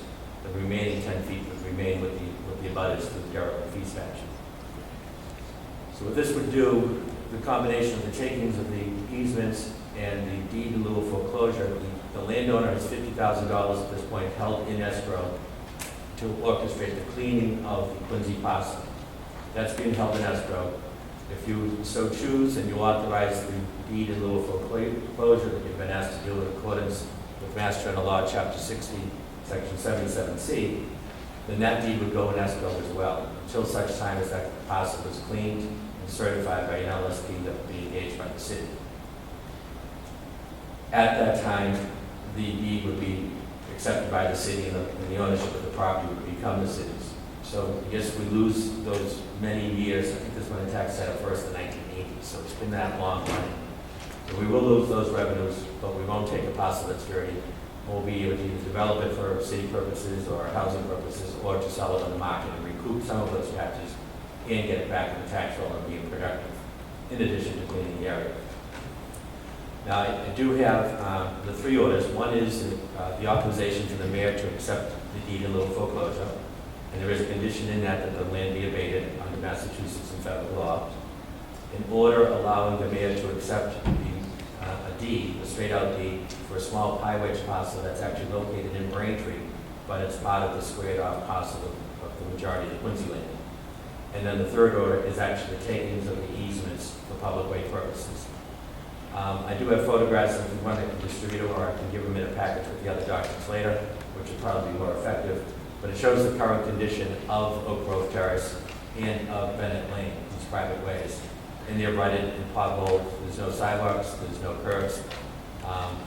At this point, it's the responsibility of the butters who own the fee under the rights of way to maintain them, and it's not happening. And there is a business located in the long exposure of Bennett Lane and behind an electrical company. We see potential for redevelopment down the road of all these industrial zone parcels and behind there. And this road really needs to be brought up to grade for those purposes and for purposes of public access and public safety to the homes, a couple of homes that are on the street, and that business in the background. Now, there's another element of this as well, is that the Braintree development, the multiple family condominium proposed and fully permitted in Braintree for the Braintree land. The access to those Braintree project is through these private ways at this time. They're not doing a curb cut into Independence Avenue because of traffic concerns. So the condition of the Braintree permits is that the applicant pay to upgrade these two private ways to the City of Quincy standards to the satisfaction of Quincy City, DPW, and the engineer. A collateral effect of these actions, excuse me, I'm going to take a step back. That project, the fully permitted Braintree project, is under appeal by an abutter who lives on the Quincy side of the property line on one of these private ways. So in increasing the value of the city land by getting it cleaned, and increasing the value of the city, proposed to be city land, by making these public ways and making them more marketable, and cleaning up the street, and making it a proper condition for a frontage for these city parcels. It also has the collateral effect of making these public ways, and thereby allows the access over these roads to the Braintree development. So this would spark the ability of the Braintree development to go forward, assuming the land court signs off and deals with the appeal, and that's up to the land court. So it's a collateral purpose, but it's not the sole purpose, and it's not really the primary purpose of these takings. It's really to get the Quincy land cleaned up, get it back in the tax roll, and clean that entire gateway. So that's in a nutshell. I believe you do have the 3 orders. I do have the plans, the taking plans. I've got photographs of the area. I think most of you are probably fairly familiar with the area. It's right at the line after you pass the old Friendly's, it's now Bridgewater Bank, about 2 doors down. It's all excavated now for the remediation that's gone on the Braintree parcel. It's really a nice look. And it's somewhat of a public health risk to have the toxic soils remaining there and stockpiled. So we're really trying to get it cleaned up in the gateway, get this property back in the tax roll, and get a potential Superfund site off the books of the city of Quincy.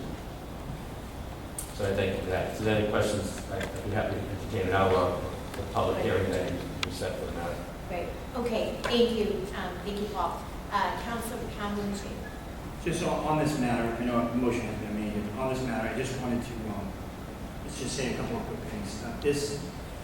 The giant pit of pollution is in Ward 4, and every so often, a matter comes before us on the council that requires us to vote, and to vote on something that we, as ward councilors, have been actively working on behalf of our constituents for some time. This is, as Mr. Hines said, this is the #1 delinquent tax bill in the city from the prior owners. Nobody was involved in it now. Hundreds of thousands of dollars in delinquent tax, the #1. And for me, this entire project has been a matter that I've been very involved with over the last 5 years from the get-go, with residents in that area. Several of whom are here tonight, Mr. Barry, Mr. Yang. I've met with all the parties, including Mr. Fitzgerald, the developer, who are involved. Recently I held an attempted mediation in this building with all the parties. That was a couple of weeks ago. And after discussing this with the city solicitor, I think it's best that I step back from this discussion on the council so that I can continue to be an advocate without interruption for the folks that I represent. So I'm not going to be voting on this, and I'm going to, as best I can, stay out of the discussion that this body has on this measure. Thank you, Councilor. Thank you. Councilor Forrest. Thank you, Madam President. I'd like to have this matter heard in the ordinance committee, and we can schedule that for scheduling meetings this evening. So with that ordinance, probably refer to ordinance and advertising. Great. Yeah. We'll refer to that to the And witness. that's all 3 orders. So there's 3 orders. I just want to, I looked at the agenda, and there's 2016-237, and then 2016-238A and B. So just on the agenda, it's listed as 2 orders. You reference 3. There are 3 in our packet. So I just Okay. wanted to clarify that. Great. And then, I just think as far as, council action with this property and getting it into compliance, we heard from Inspection Services Director Duger about how some of these properties, how slow it is, how the courts are not the solution for these properties. There's been a lot, I look forward to the discussion, but, I know that just whether it's through the local media or seeing this property and he can hear what's going on, how slow it is and how it's years and years and years passing, we have those butters and those who are coming into our city from that direction. This is a problem that's not going away. So I think this is a creative opportunity to get land control, the city being made whole as far as, the tax delinquency. I mean, these are all what we're talking about, these blighted crossroads that are holding our city back. So I look forward to the discussion, and we'll be scheduling that this evening. So, thank you. Could I have one small comment, if I may? I did discuss this whole plan with Jim Masterman. He's the Massachusetts guru attorney on land takings, and he said we're absolutely on solid ground for all these purposes that we profit for doing this. And he, in fact, said it was a rather ingenious way to get this parcel clean. So we're in solid ground on that end as well. Great. Thank you. Thank you, Paul. Thank you, Councilor Forrest. Thank you all. Oh, Councilor Finn. One second, Councilor Finn. Thank you, Madam President. First, let me, Mr. Commissioner, say with great gratitude that they sent the person who understands this evening to talk to her, because I can only imagine from someone who didn't. Again, I'm wrestling with it, and I'm glad it's going to committee, so I can fully understand it. But I guess the one question from a procedural perspective, particularly as it relates to the orders of taking, so we are going to have public hearings related to that. I believe it's what the Council of Forest recommended, done through the ordinance committee. And is there anything else in relation to procedure in terms of takings that has to come before us in order to make those decisions besides simply your orders here? With regard to takings by municipalities, no. If there was a private entity taking, those that are statutory allowed, there's particular notice requirements in the statute in Chapter 79. They're not just purely, I mean, we're taking properties, obviously, generally urban municipality, but this is in relation to easements, it's different. Well, it's not. What it is actually, there are already paper streets, there are already private ways laid on the ground. Nobody has a deed to these properties. It's not a house parcel, it's not a commercial property. These are the paper streets. And the abutters interested in it are by statute. For many years, nobody knew who owned the fee underneath private ways. So by statute, the legislature back in like 1972 passed what's called the derelict fee statute, the Chapter 183. And they rewrote or altered the interpretation, the common law interpretation of deeds, which heretofore said it did not include the fee in private ways. You say, yes, it does, and it does so retroactively. So it's not usable land by people. It's literally, it's taken an easement over land that people, a limited number of people, already have the right to pass and repass. Those that own the fee cannot put a structure, they cannot put a fence, they cannot put a tree up. In fact, technically, they can't even park on it because it blocks people's ability to pass and repass.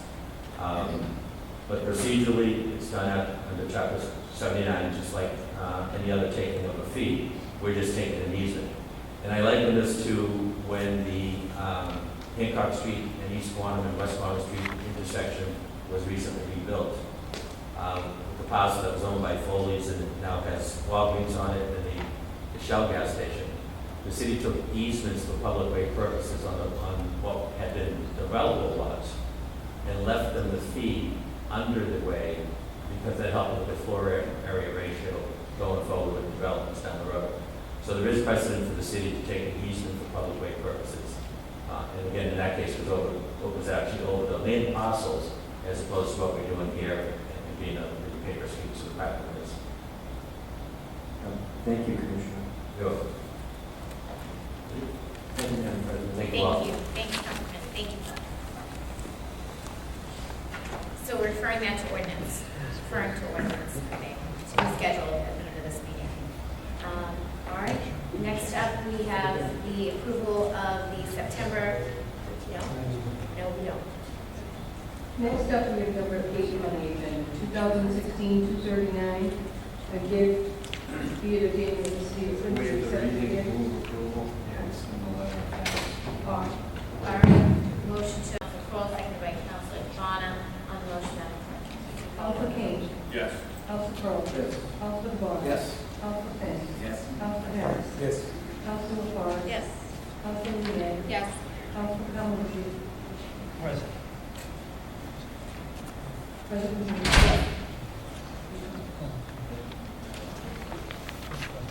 Next on the agenda is number 9, 2016-240. Waive the reading, move approval. Motion. In the letter, thanks.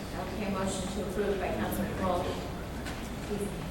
Motion to approve by Councilor Kroll, seconded by Councilor Devon. On the motion, call the roll, Madam Clerk. Council Kane. Yes. Council Crowe. Yes. Council DeBon. Yes. Council Finn. Yes. Council Harris. Yes. Council LaFarge. Yes. Council Leeang. Yes.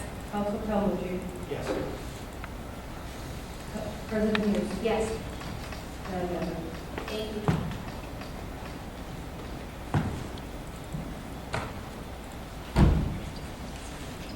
All right. Okay, great. Next, now we'll approve the meeting minutes from the previous September 19th meeting. Motion to approve made by Councilor Devon, seconded by Councilor Kroll. All in favor? Aye. All those against? Great, the ayes have it. Motion minutes are approved. Communications and reports from the mayor, other city officers, and city boards. Madam Clerk. Yes, I do have some communications, new traffic requests, refer to ordinance and advertising. Ward 1, Council LaFarge, remove handicap parking at 77 Wall Street. Ward 3, Council Kane, add handicap parking at 192 Barrington Street. Ward 3, Council Kane, add stop sign at the rear road intersection with Myopia Road.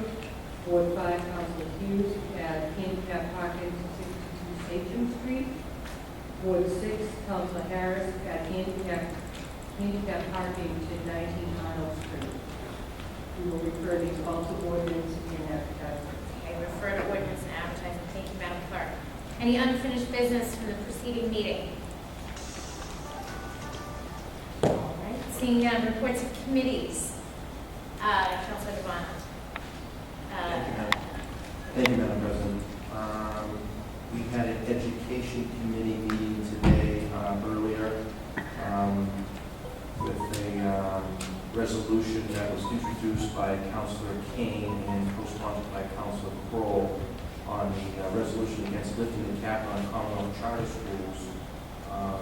The committee moved for it to be positive recommendation to approve. I want to just talk a little bit about it real quick and recognize the people that were here tonight that were at the meeting. And, I'm still here, as well as Allison Cox from Quincy, President of QEA, Quincy Education Association, and Nick Melito, Director of Government Relations over Massachusetts Teachers Association, which is MTA. If I could, Madam, if I could recognize the two of them as well being here tonight. And they did a nice presentation on, lifting the cap on the Commonwealth charter schools.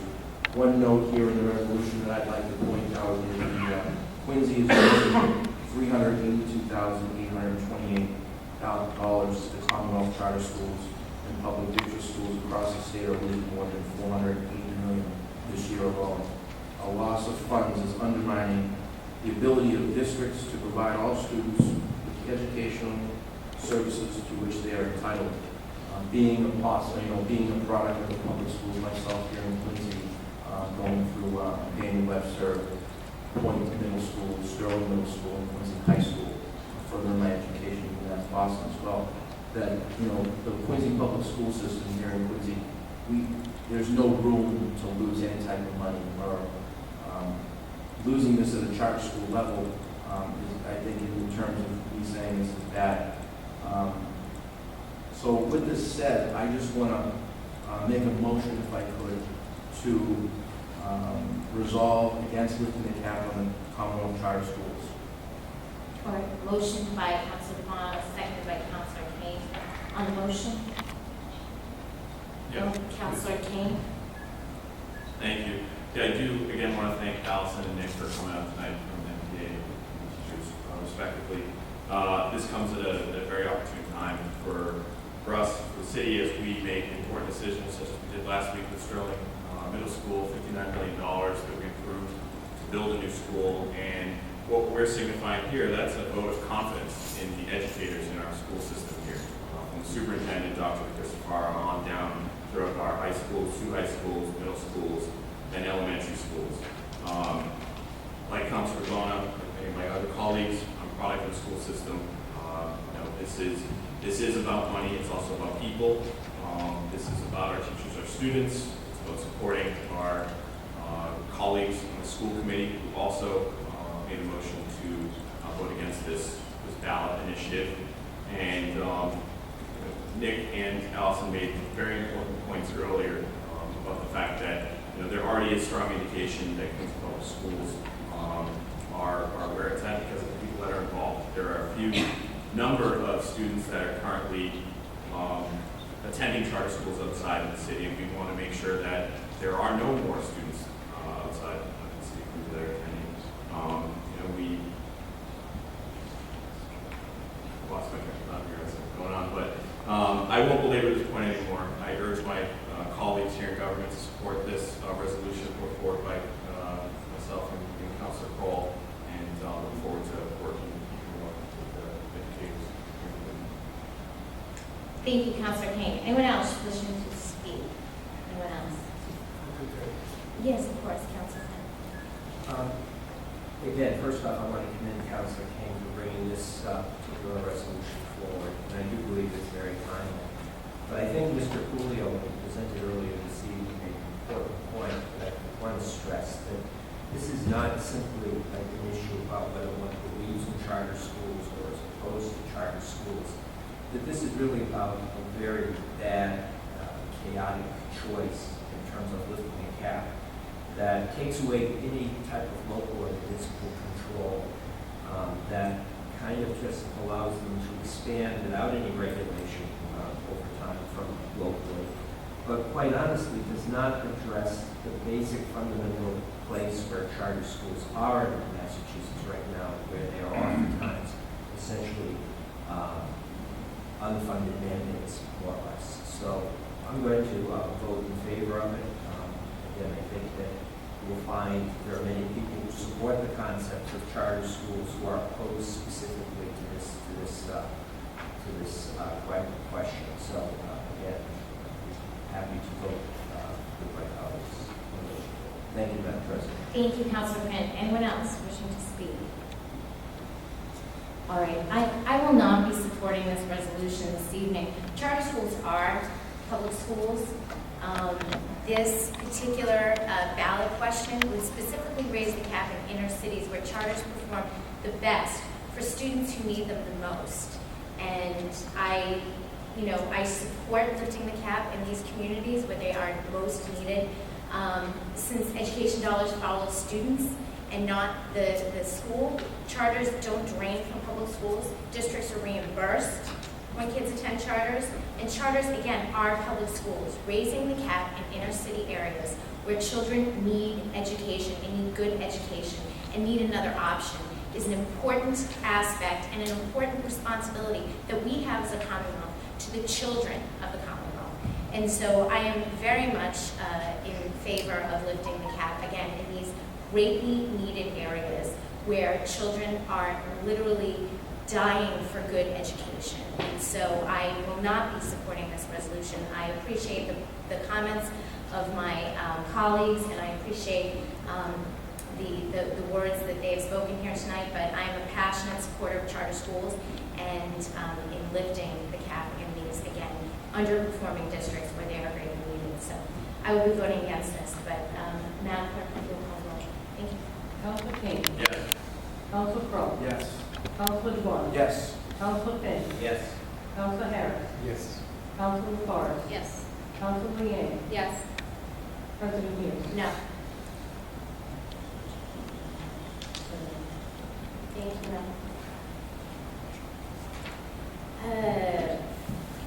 Councilor Crowe. Yes. With your indulgence, Madam President, I'd like to take out of the Finance Committee, order Council Order 2016-227, which is for calls for an appropriation of $1.5 million for a lead pipe replacement program. As many folks sitting around the well here this evening recall, this matter was they were willing to give a presentation. Last meeting, we went into committee under the context that it would come out this evening for presentation. So Commissioner Raimondi is here with his team. I'll turn the floor over to you. Commissioner, is your intention to take us through a formal PowerPoint presentation? Yes. Just give us a minute. I'm sorry? Give us a minute to get it set up.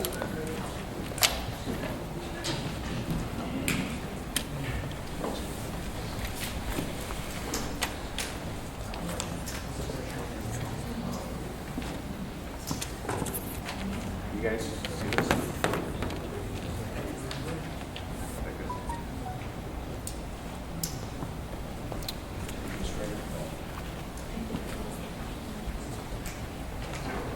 Crooked?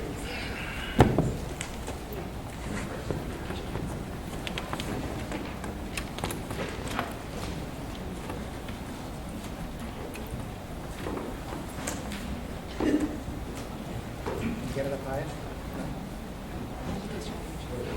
Get it up high. Higher?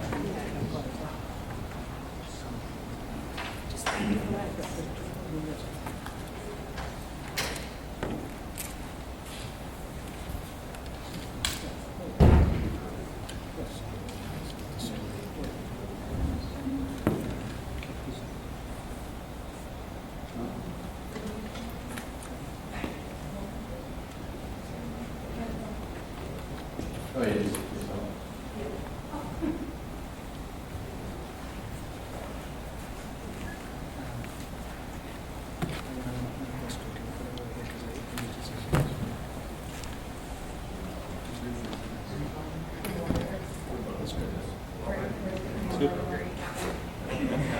Red to green. I didn't know if it was like master control.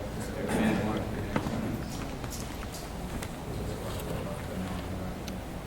That's bad.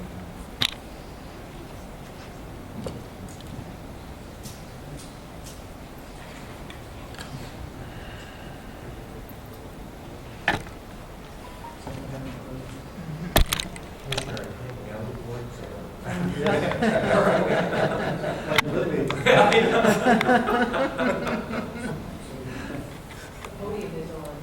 All right, Commissioner, the floor is yours. Okay. It's on. Thank you, Mr. Chairman, Chairman of the Finance Committee, Councilor Finn, member of the Public Works Committee, councilors. It's a pleasure to be here. Thank you for allowing the Department of Public Works to make a presentation on this extremely important proactive initiative by Mayor Koch and the Department of Public Works. With me this evening is Paul Della Barba, our water sewer operations manager, mainly responsible for the water billing office. Senior civil engineer Peter Hoyt, who together with Mark Belpondo and the fine members of the water sewer department are responsible for the awards that you see in front of you, dating back from 2010 through to 2016. And our new compliance manager, thank you very much for incorporating that new position into the fiscal 17 budget, Deirdre Hall. These three folks have been instrumental in putting together this presentation, which is publicly created, no private engineering consulting firm. This is done by your Department of Public Works. So let me begin by saying that in your Department of Public Works, doing our part to provide safe, clean water to all of our residents and businesses remains amongst our highest priorities. I ask the question, where does this water come from? Well, it begins with the Mass Water Resource Authority being created in 1985. You can see from that map in front of you The Wachusett and Quabbin reservoirs are the sources of our water. And approximately, those two reservoirs are located somewhere between 40 and 60 miles west of Boston, west of Quincy. These reservoirs and these streams supply water to 51 communities, 2.2 million people, 5,500 industrial users, providing a combination of 200 million gallons a day. These reservoirs and streams are tested often and controlled daily by Department of Conservation and Recreation of the Commonwealth of Massachusetts, 24 hours a day, 7 days a week. The Mass Water system, so that entire system, starting at the Quabbin and the Wachusett Reservoir, through that series of pipes all the way through the various communities that consist of the Mass Water Resource Authority, ultimately coming into the city of Quincy, and the city of Quincy's water mains do not contain lead. So how about monitoring of water quality?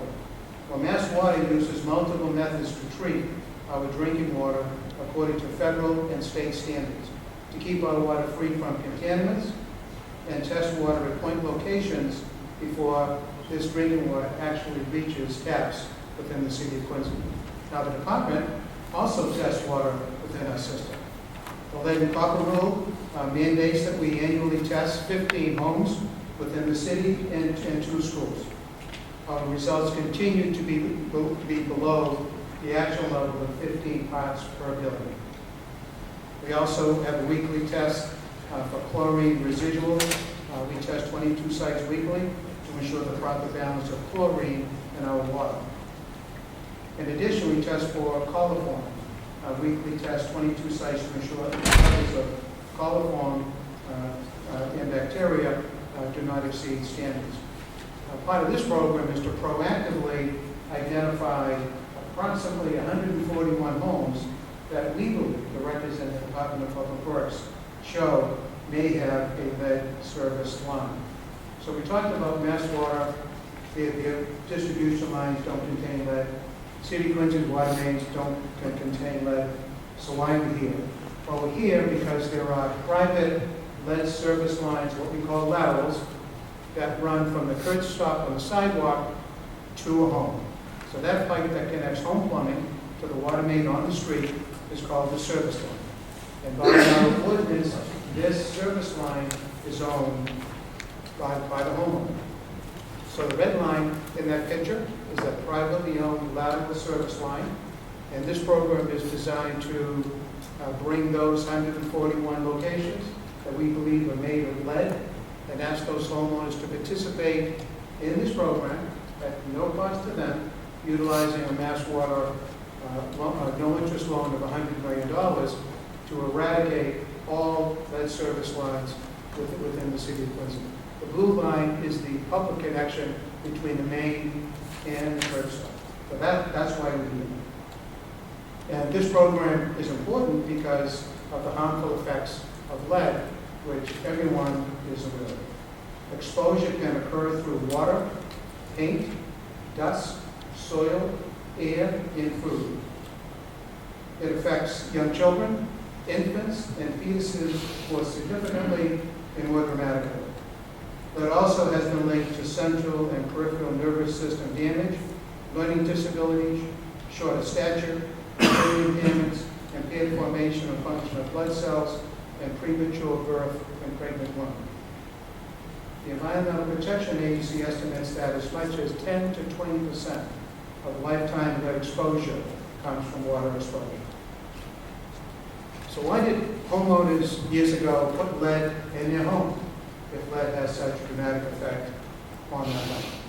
Well, the number one reason is that it was not banned prior to 1986, and it was the preferred choice of material based on durability, flexibility, and ease of installation. And it's more likely to be found in homes dating prior to 1986 because in 86, lead was banned from our service lines and in our interior plumbing. However, it can still be found in service lines, as we know, water taps, interior plumbing, or fixtures. So what is our plan? First of all, as many of you know, when we repair a water main in this city, we also remove any lead that's on private property that is accompanying that particular water main project. So if we're going down a particular street and we identify a particular service that's lead, part of our public contract, we remove that lead service and replace it with copper. So part of our overall plan to minimize the risk of lead to the people of Quincy is to continue the department's policy to replace all lead service lines during our water main replacement projects. Also, to utilize the MWRA interest-free loan to remove all private lead service lines at no cost to the homeowners. Now, this program is lead lines only. There are two other materials that could, with your approval and obviously the approval of Mayor Coe, we're going to learn from this experience. We're going to learn from our contractor. We're going to learn from the folks that we're doing business with as part of why this is a nice pilot beginning project. Because there are two other materials that are also out there. One is the lead line private service, and there's also a material called the gooseneck, which connects two other parts. So, but this particular program, 141 locations that we know or have reason to believe are containing lead, and the ultimate goal of this program is to work with the private sector to remove all private lead service lines. Yes, Councilor Crowe. Thank you, Madam President. Ian Disco from Stevens Bradford, 141 identified locations, right? Yes. He asked this particular phase, if you will, of the project, $1.5 million. And there is a section of pipe replacement, call it, pipe replacement that the onus would essentially fall on the resident. However, the way that you see it, you'll maximize the interest-free loan from the MWRA, basically cover the cost to the consumer, so the cost of the consumer absolutely nothing. Correct? There are three ways to do this, and I guess it becomes a philosophical issue that we all have to grapple with, and you as councils need to do this as well. In my judgment, there are three ways to approach this. There is no federal mandate.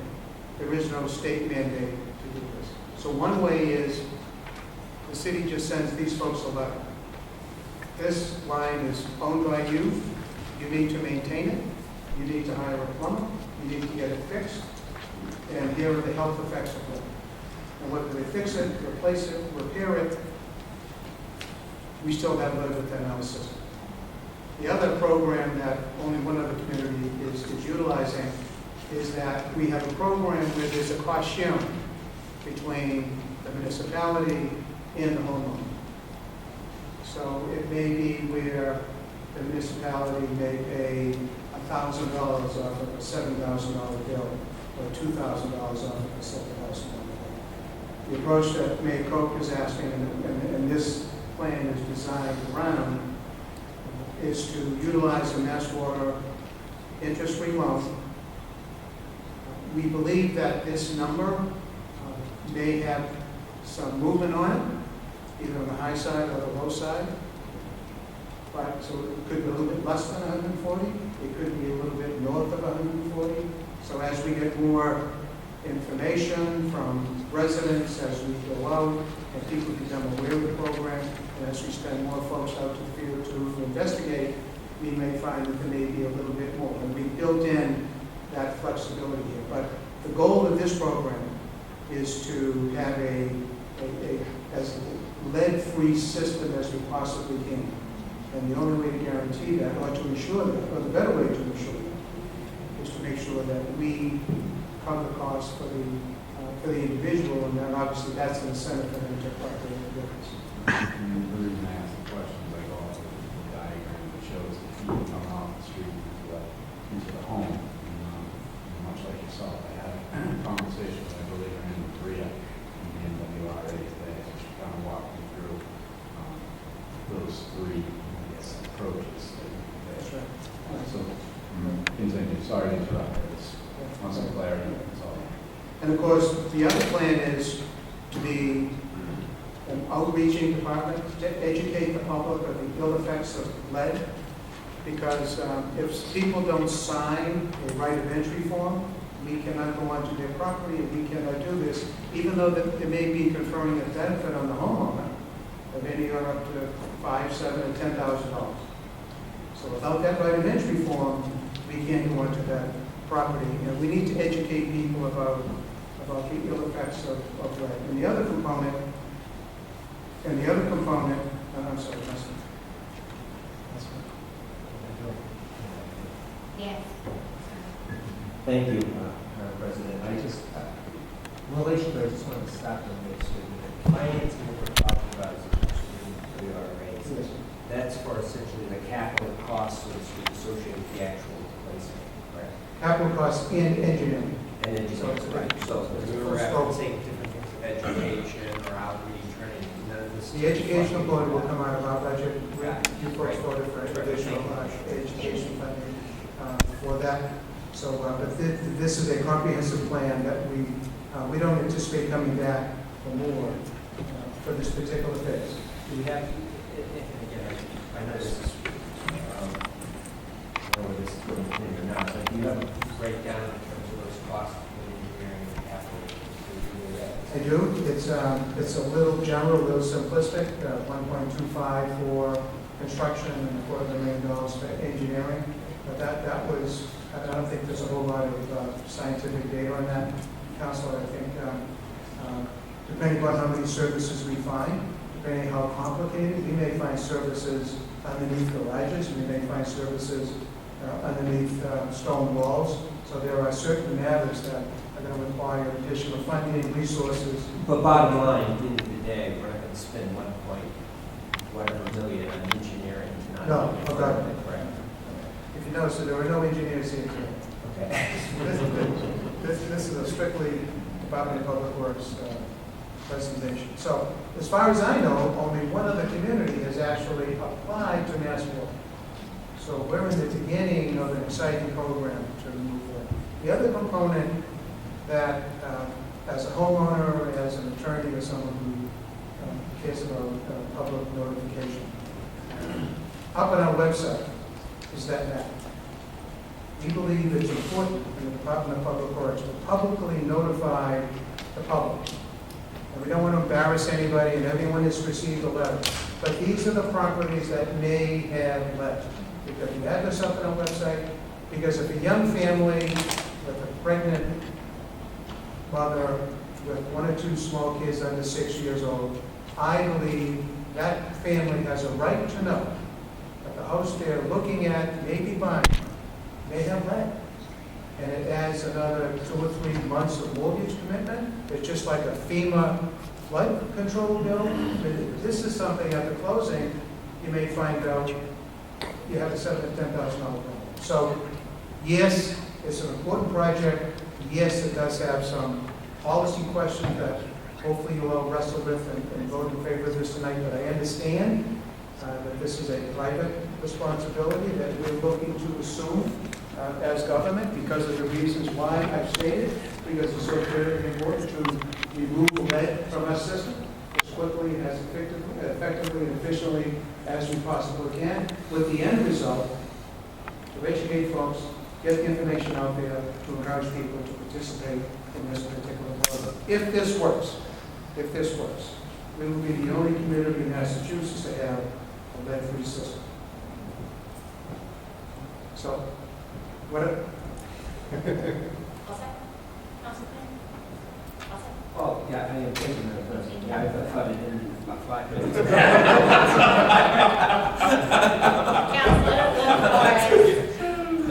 Thank you, Madam President. Here we have more water infrastructure conversation. And I appreciate that you talk about the outreach that has been done to constituents whose addresses have been identified. How did we identify the 141 properties? Again, one of the reasons why we're coming in with this plan is because the lead lines are the least number in our system. There are increasingly more, we think, lead line and the so-called gooseneck. So we use the cards that are available in the water office. We utilize other data our water main workers, because we knew we went on the street and did a water main replacement. We tried to put some eyes on it, but the deadline for filing is October 6th, and of course, Mass Water just came up with the program in July. So we wanted to get this done. So therefore, openly state that this data may not be 100% accurate, but it's the best information we have as of this evening as to the numbers of folks that we believe. In addition to that, we somewhat confirmed it because we mailed to all these folks. And we're waiting to get information done. So there'll be more eyes on the homes in the next round because the numbers are higher. There may be more difficulty, problematic getting actually solid data, and that's why the numbers are somewhat flexible because we don't want to deny someone a replacement We've because we have to go back to the still council. have funding remaining in the budget. So the water cards, have these been integrated into the GIS system? So in the back end, for those GIS back-end users, C-Suite, they're also seeing this, so you'll be incorporated into the existing technology that we're using. And it's great to have the card back up and I've been able to float things up for me. I just want to check on that. So now, procedurally, the letter is run home to these homeowners saying, we have identified who may have a concern you should be aware about. You got the letter in your packet. Yeah, it's a two-page letter, and it spells out the program, why we think it's important. It's a right of entry form that accompanied that, and we gave these folks 30 days to send us a letter back. Oh, I thought this was, okay, I saw you referenced that, but I'm reading the letter. Yeah. It doesn't say we are homeowner. But that's it. Yeah, I took that information out. Okay, my apologies. But that's your I read through basic. this, and so then the right of entry form is incumbent upon them to return for them to reach out to you. We're having a meeting tomorrow night, so if you have any constituents or you want to reach out to your social media folks, let them know tomorrow night at Coddington, 7 o'clock. We're going to have a meeting, and those folks are invited, obviously members of the public are invited as well. And the idea is to try and get as many of these 141 people signed up as soon as we can and get them involved in the program. So we're going to explain the program to them, encourage their support and cooperation, and start that process. So the bidding procedure will be the next step, to prepare bid specifications so that we'll be able to go out and solicit prices from reputable contractors who have experience doing this type of work so that we can offer one contractor to do 140 of these service lines. We've talked to a few of them. We believe that this can be done within a relatively short period of time, and this will be a nice program for us to begin our process. So just trying to put a timeline together, because assuming this is recorded this evening, tomorrow is the information session. The purchasing department would like to put a bid on the register of 2-week return to you, 30-day return to you as to the contractor. And if they lost it, dog ate it, come on into 55 C Street, we give them another one, come to the meeting tomorrow. Right, so I guess I'm just trying to put, it's the beginning of October, are we looking to do anything? Winter time, late winter, spring. Late winter, spring. Winter, spring, by the time we do the right of entries, there's a lot of paperwork administratively on your end. And the timeline to complete this would be spring. I mean, so if you're a homeowner who's looking to sign to this program, are you saying in 2017, your home's lead service line will be replaced in that calendar year? It's probably, if we start in April, we're probably done by probably 4 months. Okay. It'll be done that construction season. I will be supporting this application this evening. One of the things working with the department as a former public works chair, we've been very instrumental in going after NWRA loan programs, in utilizing those funds, and we've been very aggressive in these grant funds, including these grants, and progressed up the stages of the NWRA programming as far as what you're eligible for because of the good work of your department, which we see before us this evening. So thank you very much, Commissioner. Thank you, Councilor. Look forward. Councilor. I'm not done yet, so, let's just play. Oh, Okay, I'm only done. okay. We're going to vote. It's all right. Keep talking. No, it's not bad. Okay, Councilor Devon. Thank you, Madam President. Thank you, Commissioner Rondi. This is, I like how you do a nice PowerPoint, you back up your information. Sometimes I'll give it all, it's not me. Well, your team, you have a great team, Yes. you know? And I like the fact that you're doing a proactive approach on this, I guess we call it lead, copper, and all these other forms of stuff in the water. This, if you look at it really, you think about it, this is an issue, this is a problem, and you're trying to mitigate it. Well, we don't have a problem. We don't. Part of my presentation is to assure folks, Quincy's water is fabulous. Okay. If you look at these awards, going back to 2009, 2010, water quality, DEP, Governor Baker, Governor Patrick, Mass Water has won award after award, City of Boston, it's all the same water. So I'm here to assure people that the water at Quabbin and Wachusett is quality, it's pristine, 85% forested watershed, perfect. Then a series of tunnels, all protected, tested all along the way. We test water. It's fine. We've never, as long as I've been here, we never test above the 15 parts per billion under the lead list. So we have quality water, but we're not resting on that. There are potential for lead exposure if you have lead in your home or in these lead service lines. So we're trying to eradicate that. And then the education would be, look inside your home. We're doing our part, the ratepayers are doing their part in removing this lead. But if you have lead solder in your home, plumbing in your home, some other lead lines in your home, then you need to make sure that you're doing what you can as well. At least from a public perspective, we're going right up to the meeting. You're annually testing 15 residents in 2 schools on an annual basis right now, currently. I know that the mayor comes forward with testing of all the schools, all the elementaries, middles, and high schools, the 19 total schools. Have you got to the point where you've done all the testing? We don't test schools, that's public buildings. Public buildings, okay. On the public building side, they got to that. But interesting to show my commitment and the mayor's commitment to be transparent.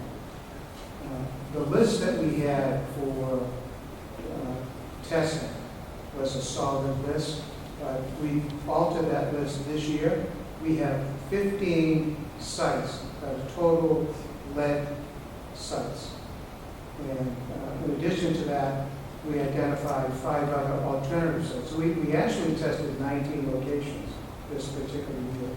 So we're doing our part to make sure that we're more than complying with the lead and copper law. Thank you for overlapping on the public building side and just, helping out and just running between the, different departments and working hand in hand with the departments on how do we get to mitigate all these situations. But thank you for your presentation. Thank you for your time. No, it's not over yet, so stay tuned. To you. Okay, so the program components, if you can get back to every bit. So with Council Price, we already mentioned some of this. So the affected homeowners have been notified. If you know of anybody, if they have newsletters going out, remind them to get their right of entry forms back within 30 days. We will have a qualified contractor, and we will restore their property. Just to give you some numbers, in Ward 4, there are 14 of these locations, Ward 2, 15, Ward 3, 39, Ward 4, 41, Ward 5, 20, and Ward 6, 12. We're going to finance this with a 10-year interest-free loan from Mass Water. That is $150,000 a year. If you equate that to the 23,788 accounts that we have, that's roughly $1.58 per quarter. So we think it's a manageable enough number, and with the public interest in mind, it's something that we just need to move forward with. To find out more, these are all some of the websites: epa.gov, masswater.com, quincyma.gov/government/PWD for the Public Works Department. And of course, the recognition of outstanding achievement.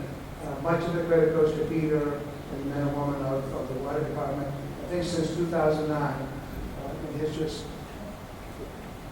an example of the Commonwealth of Massachusetts Department of Environmental Protection Drinking Water Program.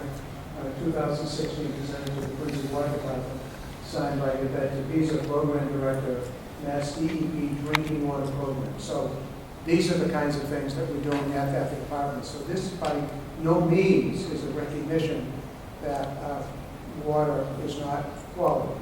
It's a recognition that even as good as it is, we still want to do things to make sure that we have a good system. Thank you, now. Okay. All right, thank you. Thank you.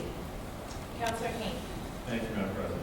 I just want to thank you, Commissioner Ramadi. I think this is an awesome project. It's a truly a great public works project focused on infrastructure and very much forward thinking.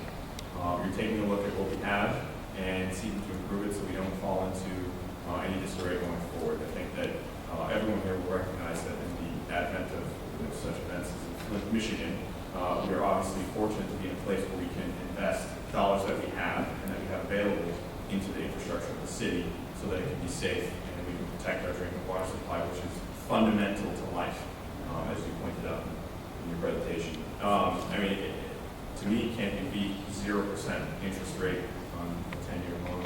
I think we're also fortunate to have the MWRA, which are putting out such programs to afford cities and towns the opportunity to improve. So I want to thank you and your team for really taking the ball and pushing forward and thinking about the future. And I would gladly be supporting this tonight. Keep in mind, this is a full line replacement. So even though there's only a foot of lead and a 12-foot lateral, we're going to replace the entire thing. Studies show that if you disrupt a piece of it, there could be some remaining particles within that line.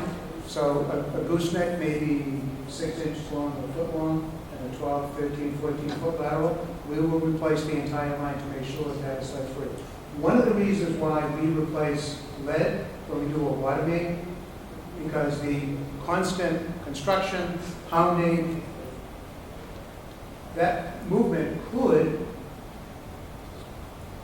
hopefully not likely, but obviously conceivably could separate some particles from a lead line or a lead system. And that's why when we do construction on a road, we eliminate as much lead as we know on that particular street. So we already have a public policy with respect to private laterals, and this is an extension. And pardon me if you already mentioned this, I know you gave us numbers for each of the wards, identified properties, but were we going to get a list of those? I don't think I was copied on those letters. It's on the board, it's on the website, okay, and I have a list here. All right, so, okay. Thank you very much. Thank you. Thank you, Councilor King. Anyone else? Oh, Councilor Jones. Commissioner, I obviously agree wholeheartedly with the premise that we as a municipality have a responsibility here. Want me to move that board over? No, that's okay. I rather enjoyed we have a responsibility as a municipality to get the lead out of our system. And certainly as it relates to the municipally owned system, without a doubt, we should tackle that. How many of these private properties did you say that have these private lines that may have lead? 141. 141. That's just in this phase, lead only. Lead only. What's the other phase? Lead line, gooseneck, we're not sure of those numbers as we spent more time on this small number. Because it's the bigger This will one. give us time to develop more numbers on those, but so this is not the extent of this program, but that depends on how successful this program is, the acceptance by the public, any movement forward by the mayor, and of course the support of the council. And what's the cost per household?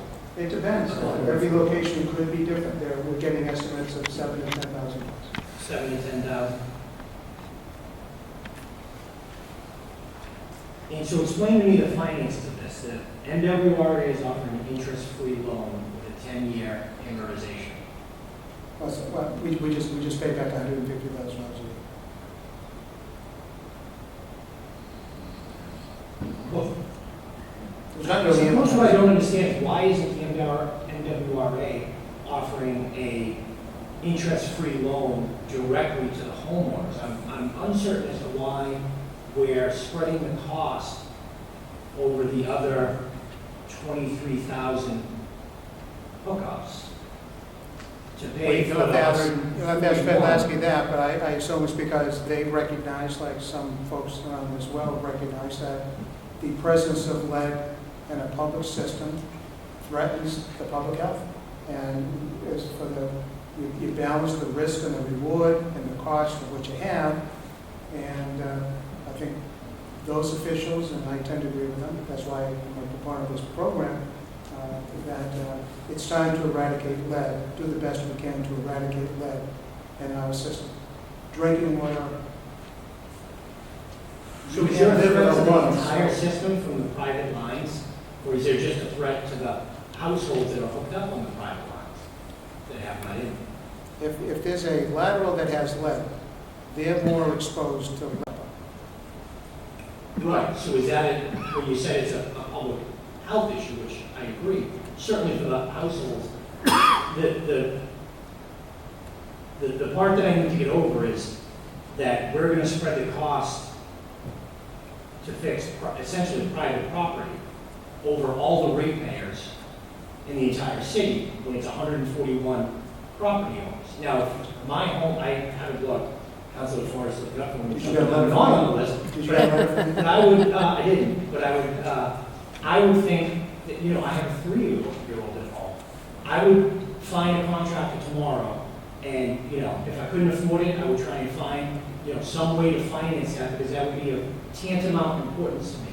And I understand that some people aren't in financial capacity to do that, and I understand that, and there should be a program available, like a zero-interest loan program, that they can pay out over 10 years, that the MWRA is offering to the municipality. I guess I'm a little stuck on the part that we're going to make 23,000 ratepayers pay for 141 private repairs. We do it now. How so? We do a water main. We replace every lead line service. That's private. We do it now. It is not mandated by DEP or EPA yet. I think Councilor Kane mentioned, with what's happened in the western part of the country, I would not be surprised if you find more strict regulation relative to public notification, at least correspond with the homeowner, and maybe some mandated programs to eradicate lead within the system. Keep in mind that there may be some communities that the lateral is owned by the public system. Part of, as you go back to that slide that we had, part of that lateral was public. Right. That blue line was public. So, I remember we had this discussion, you may have been on the council, when there was this company that was trying to get people to buy insurance for their lateral line. I don't know if you recall that, either you commissioner or on the body. We had a robust discussion about it because some of the work that they were claiming was covered by the insurance was stuff that was work that Quincy was doing for free, that they didn't have to pay for an insurance policy to cover. And it was kind of big news for a short period of time. I think, and again, I said in the beginning that I understand the issue that you're advocating or talking about. And so I'm not here saying anything other than that. I understand that. And it depends what your conviction is, what your feelings are with respect to eliminating lead from our system, knowing the ill effects of lead. And that, well, there's not lead in our system, there's lead in 141 if you call the whole distribution system laterals as part of the water. There's 23,000 laterals going to private homes, 141 of them have an issue. Right. There's more than that has an issue, but lead only is 140. And we don't know how many have. We have an idea, I don't want to say it publicly, because it's not a number that I'm that confident yet, but it's north of this number. And what, I know you said it would hinge upon the success of this program, but what would be the program to address that? What would be the work? Similar, instead of lead, we lead line. Instead of lead line, we gooseneck, we come back. So what we have to decide is, A, do we come back? transport and go to the council and how the mayor and you folks feel about What's it. a gooseneck? Number two, a gooseneck is a pliable lead material that would be used to connect two other materials because of the flexibility of it. So if you have one pipe up here, one down here, the lead gooseneck would be able to connect it to the two of them. So it's more difficult to find. But we're going to find out a lot about the contractors involved and the complexity of doing a number of these all across the city and the restoration issue that is also part of this project.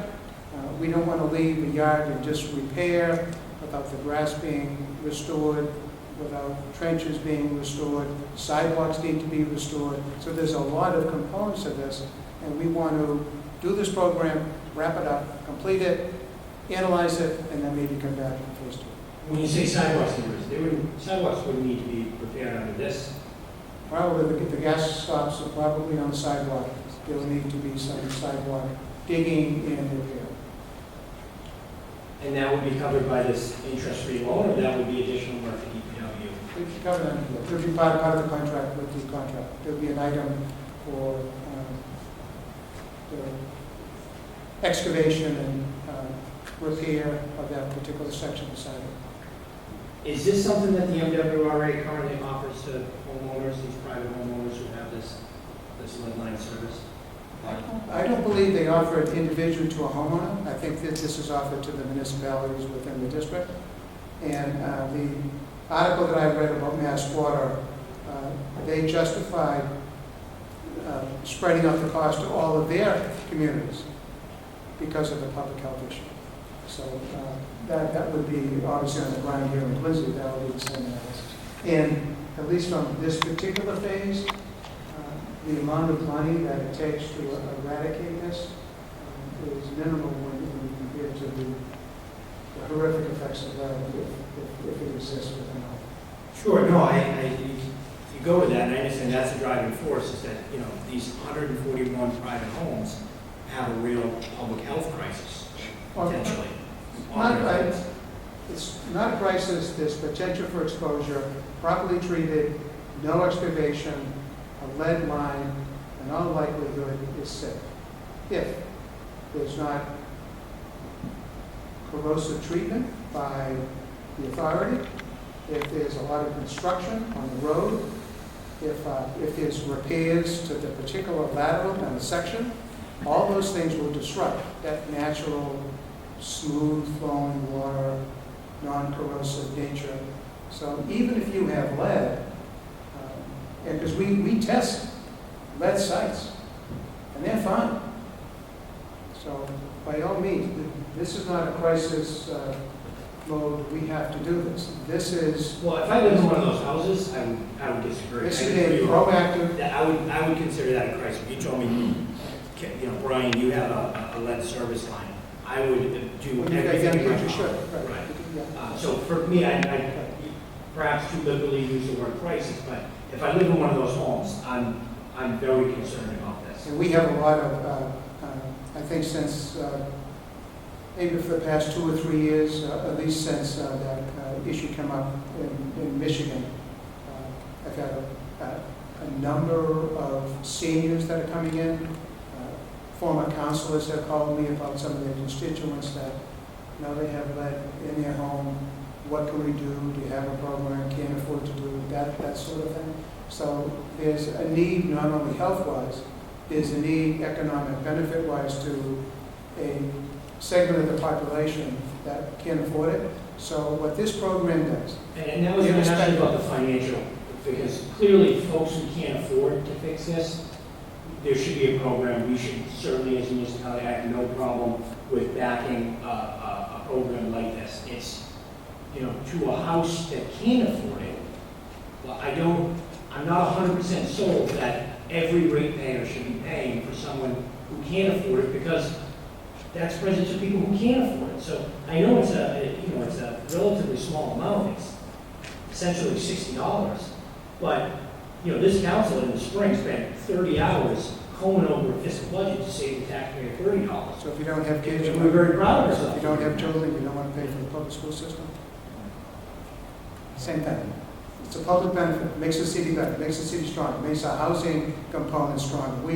But the difference is we're not paying for a private school. We could be, So, no, that's the difference though, because these are private residences. So the difference is we're not paying for, I like to invest in the public schools, absolutely, but I'm not gonna invest in a private school as a taxpayer or a ratepayer. And that's what this is. That's a hurdle. I'm not saying I'm against this, or I honestly, I'm deliberating as we're talking about it, because that's my only concern, is that we're talking about, and I feel like this is a pretty big departure from what the city has historically done in terms of what are we doing? private work Where are we? on private property with Every water main, ratepayer every funds. water main project we do, we remove a private lateral if it's lead. We already do that. And there was a time, I'm thinking 15, 20 years ago, where we were under a DEP, remember that? 96. Back in 1996, we were under a DEP order to remove lead surface lines. So there is precedent for government assisting the private sector homeowners in the removing of lead. So is there any financial qualification for this? Because I would be far more likely to support it if there was, because what I'm thinking is, you have someone, a senior, on a fixed income, whose water bills are gonna go up, whose rates are gonna go up, to pay for someone who is very well off and lives in a very big home that has this lead service line, and they can afford to replace it on their own. However, we wouldn't be asking them if they have the financial means. I have no problem with helping people who cannot accomplish this on their own, but to jump in and do it and just say, hey, we're offering this, we're gonna spread the cost around to everybody in the city. We have a lot of folks who are on fixed incomes, a lot of folks who This $60 is is a big the deal. department recommendation, this is the mayor's proposal. If the body wants to change it, make an amendment, whatever, this is our proposal. We believe that the health effects of lead, best possible way to eradicate it is to offer this type of program. If there's any cost to a homeowner, my opinion, they haven't done it yet, and they're not going to do it. We still have an abundance of lead within our system. So when did you send the letters out first? September 23rd, I think we did. Okay, and how many to date since September 23rd? So it hasn't been 30 days yet. How many, if any, have been replaced or have permits been sought to be Replaced. Replaced? The lead service line? Replaced? None. We just sent a letter. We just started. We haven't. Right, so you just said if they haven't done it by now, they're not going to do it. Oh, no, You just no, sent no, the letter out no, September no, no, 23rd. no. What I meant was, if I've owned my house for 40 years, and I've got a lead service line, if I haven't replaced it in 40 years, I'm certainly not going to replace it. How would you know? I bought my house 2 years ago, 3 years ago. I have no idea what the Because pipe is made of. lawyers don't know. Yeah, I really don't. Your plumber would tell you. But if I get a letter from you that says I have a lead service line, as I said, I would find any means I don't possible. think that most folks know if they have a plumber, if they have plumbing in their house for a while, that it has lead. I mean, you're right. My letter is more of a solid indication that they may have Sure. lead. But overall, if I believe, the mayor believes, unless we have this type of program, we're not going to get the cooperation and support to do what the goal of this program is.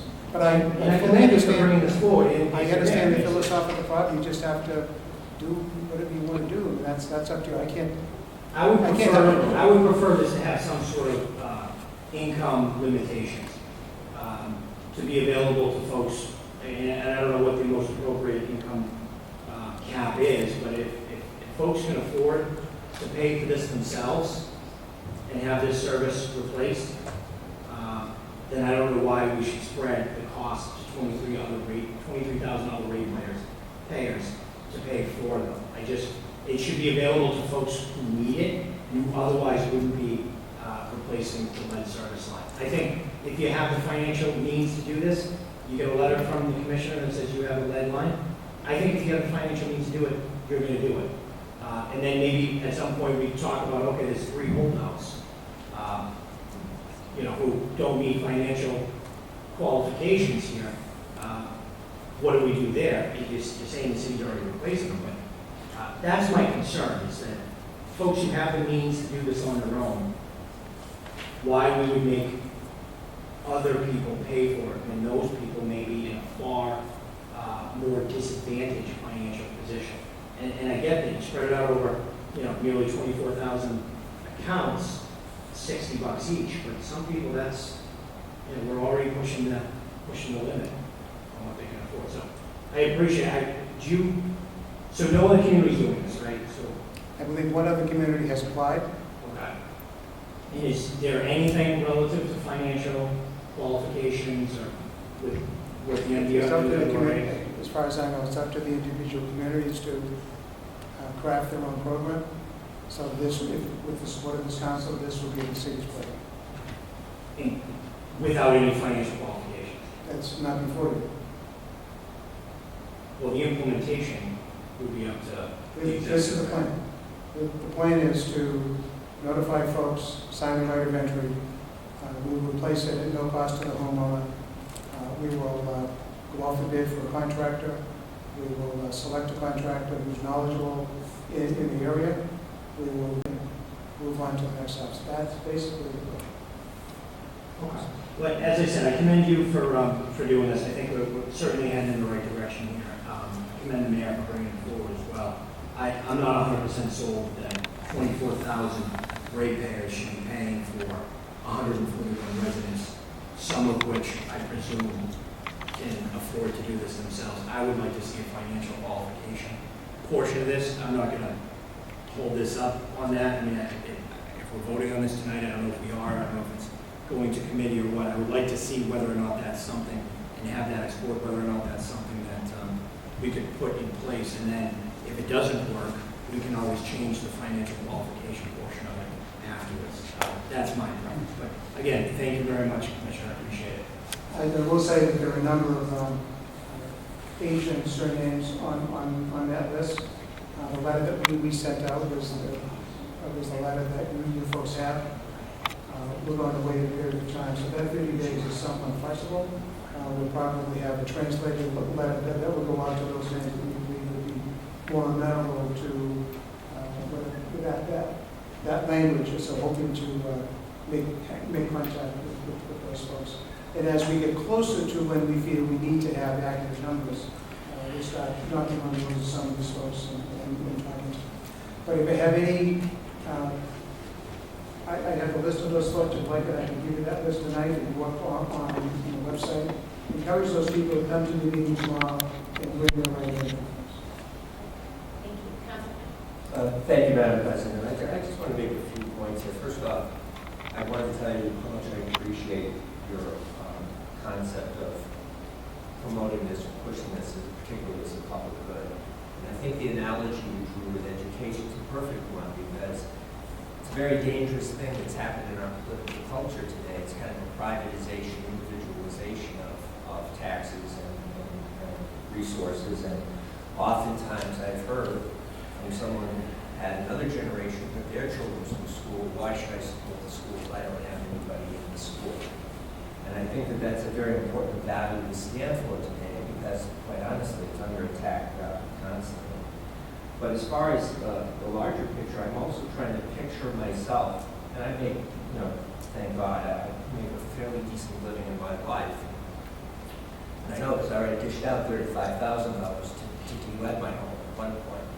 However, at the same point in time, I'm trying to think of as a voter and as a person, if I'm hearing that for something that's been a policy of the city to replace for nothing leading up to this, and now suddenly I'm being means tested for something that a whole host of other people may have received previously. I'm not sure I'm going to be too happy about that per se. Secondly, in terms of the larger picture of cost, we're talking about 140, or a little over 140 households, I believe. And this fixed. And this fixed. And the question becomes that there's a cost that comes with means testing, obviously.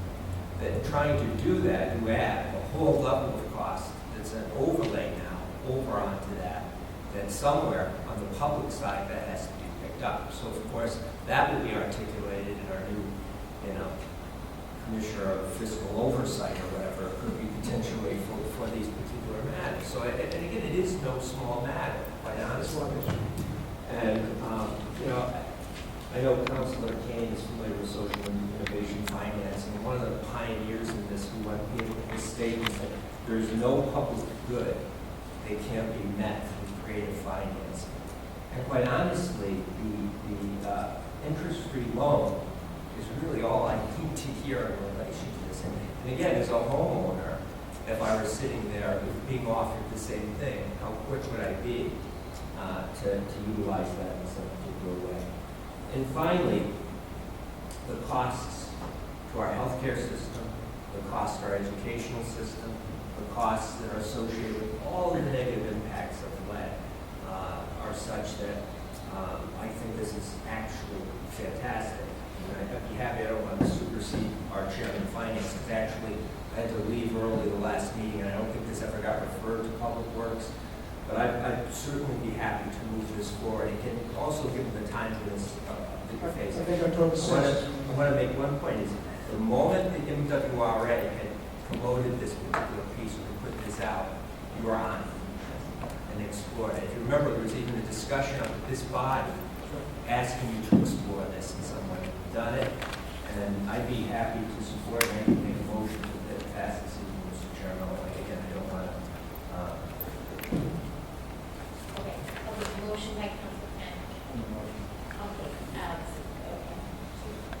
Councilor Vaughn wants a second. Oh, the second. Okay. All right, and then Councilor Crowe. Thank you, Madam President. Through you to Commissioner Marty, and just to the group at large. I know it was a little late in its arrival, but as I was kind of going through what I thought we would see in terms of presentation, I had reached out to Rita on I believe her name is, with the MWRA. She's essentially running point on this program. As I understand it, there's a handful, more than a handful, maybe 20 to 25 communities throughout the Commonwealth of the MWRA deems approved, for lack of a better word, for this type of financing program. I provided all members with the council. Again, it was late to the party, but I didn't get the information until later in the day, a copy of the application. And Councilman, you raised some good points, because this is what I was thinking. When you see on residential side streets particularly, the quality of workmanship from some of these alternative companies doing work, and the way that they leave some of that trench work for the neighbors to deal with, it's unacceptable. And Peter Hall and I have had quite a few conversations regarding that. So my thought was, how does the city approach, and what would be the financing mechanism if we were to move forward with this program? How would these dollars help to alleviate any of that stress? And on page 3 of the application, it actually, we have it, it's in front of you, it actually details, outside of the obvious, which would be the line replacement coming from the street to the residential homeowner, all the other ancillary costs that can be rolled up into this financing. So they talk about paving, and they talk about not improving the residential property you have is working on, but restoring it to its original character. And I think that outside of what's been articulated here this evening to the body of public safety issues and the wanting to be proactive in our approach with the replacement of this infrastructure, I also think that it's important to point out that this financing you're requesting is going to cover that ancillary stuff. My question for you is, I know you said there's no engineers in the room here this evening. I know you're down ahead engineer. Who's going to be running point on this project? Wesley Sampson, Mike Warner, who will be assisting us, and his fee will be incorporated in this number. So it'll only be for that work that we need an engineer to do. So things like presentations, brochures, correspondence, things like that. We will do the best we can. The actual construction will be done by a contractor, but we may have to design some of those fixes. We may need some help with bidding. They have more experience with that than we do, in order to expedite the process. I guess internally, who will be the engineer assigned to the project? Mr. Hoyt, Mr. Delabarbera, the folks that are here, and myself, we're the ones that will be managing this project right now. When it gets on the ground, maybe one of the engineers, either Jeff Ravenberg, Andy Generator, Joe Bonino, depending on their workload at that particular time. So that conversation's already being articulated. So, I mean, as I do the cost breakdown, the life of the loan essentially is $60 per ratepayer, but I mean, on a per annum basis, we're looking at a little bit over $6, right? So I guess my question on a larger scale becomes, what is, and maybe this is a conversation with the finance manager, as he deals with the numbers, what is the department's attitude towards the water rates in general? Is that something that we're looking and working to keep level, or is there conversations to increase that above and beyond the actual project? This will have a little of any effect on the bond capacity. We're talking about the actual water rate that gets passed along to the ratepayer. What's the attitude towards towing the line where we're at? Or is that something that you're always assessing too, and increasing the water bill? Significant part is what Mass Water charges us for water. We buy their water. Oh, yeah. So if they level their cost to us, then we'd be able to significantly reduce the impact of water rates to local consumer. But Mass Water charges us for the use of that water. Right. I'm actually outside of this project and talking about the overall water bill. I just want to make that clear. There is a proposal. I don't want to get too specific about it, but the mayor and I have talked about it. That will stabilize for a while the water rates for the average ratepayer. But that's still very much in theory at this point, but that could be exciting if it does come to fruition. So we may be thinking maybe to incorporate it in July of 2017, maybe. Something I've been working on for a couple of years, just haven't been able to put it all together yet, but it would stabilize rates for about 90% of the ratepayers in place. 90%. By 90%, about 80 to 90%. It's pretty large number. I'm assuming the bulk will be shifted to probably more commercial, 10%. high density type residential areas, but that would be my assumption without knowing anything. Okay, I just asked because it's, the council, what you said, it's something that we're always keeping an eye to the bigger picture. I mean, to me, it looks like a nominal increase, for a large return on investment, mind you. But, how does this sort of parlay back to the overall picture, which is that quarterly water bill that we as taxpayers, all, myself included, I mean, unless the city changes this policy, and there's no reason to think it does. So let's assume that our policy will stay the same for the next 50 years, that when we do a water main, we will replace any lead on that street. That's reasonable, it's fair, we're disrupting the road, we're probably or likely affecting a private lead service line. So there's a public connection, we have responsibility because we may be doing damage to that property to replace that line. What that means is that in time, we're going to replace every lead service line in the city anyhow. So this elevates, escalates, moves it forward quicker in the public interest, mindful of the health effects of that. Because we're going to get to all these houses in the next 10, 20, 50, because our water mains are, as you know, 1910, 1923, 1890. So, And your department. So we do 2, 3, 4. We're very aggressive with Mass Water money, as you know. So we're doing 2, 3, 4, 5 streets a year. All that service on those streets, private, are being done. Your department will be at all 141 locations to sign off. If they sign off. And inspect to make sure that these contractors are not leaving scars on the street. Right. They shouldn't. The sidewalk, it shouldn't be a street thing. It should be a sidewalk. There'll be some street excavation too. Either or it's a public way. Huh? Either or it's a public way, street or sidewalk. And I guess the goal here is I'm seeing that monetary resources are in this loan to provide for adequate There will be an item, restoration of to the street or sidewalk. It'd be nice to restore the private property, so if we rip up a lawn, that needs to be restored. Right. If we move bushes, fencing, that's why I did these numbers.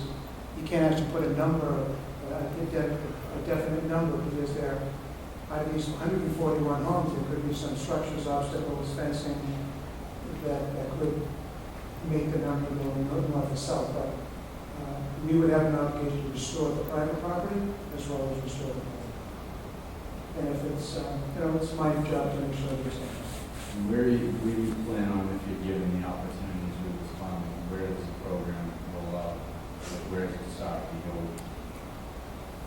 all the city, or do you start in one particular region? Saturday, we'll probably have a pre-construction meeting with the contractor and go to areas where it'll be a lot easier for the contractor to mobilize students, set up, and just do neighborhoods at a time. So if there's 1 or 2 properties in a certain area, we may want to do that last, but we'll meet as a team and figure out the actual schedule. Is this winter work? It could be winter work, but we expect, to get back to what Nigel said, I think Councilman LaFleur, we expect to start sometime around April. Looks like the numbers that I just saw, maybe complete sometime in November. So it could be done in winter time. We'll do paperwork during the winter and be ready to go in April. But No further questions. obviously, the rip up along with a foot of snow on it would be problematic, so. Thank you. Thanks, Councilor Crowe. Anyone else who has not previously been heard on the matter?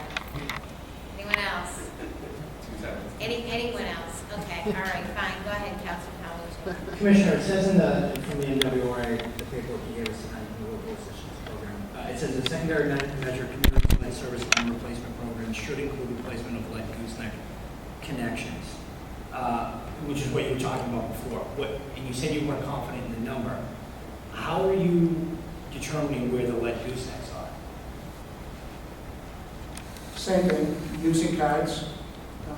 The gooseneck is going to be more problematic. I mean, every site you need to have a test excavation first. So you dig, you see lead, we move on. If you dig, no lead, then there'll be an item in the bid to pay the contractor for the excavation and the restoration, but there's no replacement. So there's some of that trial and error that's going to go on. So this program would include that, though, right? Even Yes. though it's not a phase, but the That's right. goosenecks would be included in this cost. This will include, so we have an idea that these 141, based on the cards we have in the office and information that we have, we scrubbed this list a bit, and we feel these are the homes that are most likely to have if we get on site and they Like don't. full lead service lines, but I'm asking Full lead this service also line. just Full lead service. particularly the lead goosenecks. This is not gooseneck. I know, but this program would cover that as well. It's a secondary phase, right? Oh, the program generally for mass water would cover that? But I'm This asking money what's is not going going on to be tonight. The NWR is saying that should be a secondary phase of this program, right? So is that included in the program before we go on tonight? No, unless a gooseneck somehow is connected to a lead service line, which is unlikely. Right. This is not a gooseneck lead line number. This number is to, in a sense, go after the worst of the worst. It can't be any more exposed to lead than a lead service line. Right, but following along that same, so you knock out 141, the next, the MWRA is saying the secondary measure should be replacement of the goosenecks. I said there'll be another phase, depending on how this phase goes. We're going to reevaluate, see what the cost is. Obviously, we need mayor support, we need your support. I mean, I can't assume that this body's going to vote to do this. So I'm not going to tell you this. I'm not even calling this phase 1, because phase 1 begs the question that there's going to be a phase 2. I'd like there to be. Well, that's a why phase I'm 2. asking whether or not, because arguably more homes would be affected by lead gooseneck, That's correct. right? With the same potential health risks to those homes. Right. So why would we not tackle all of the lead?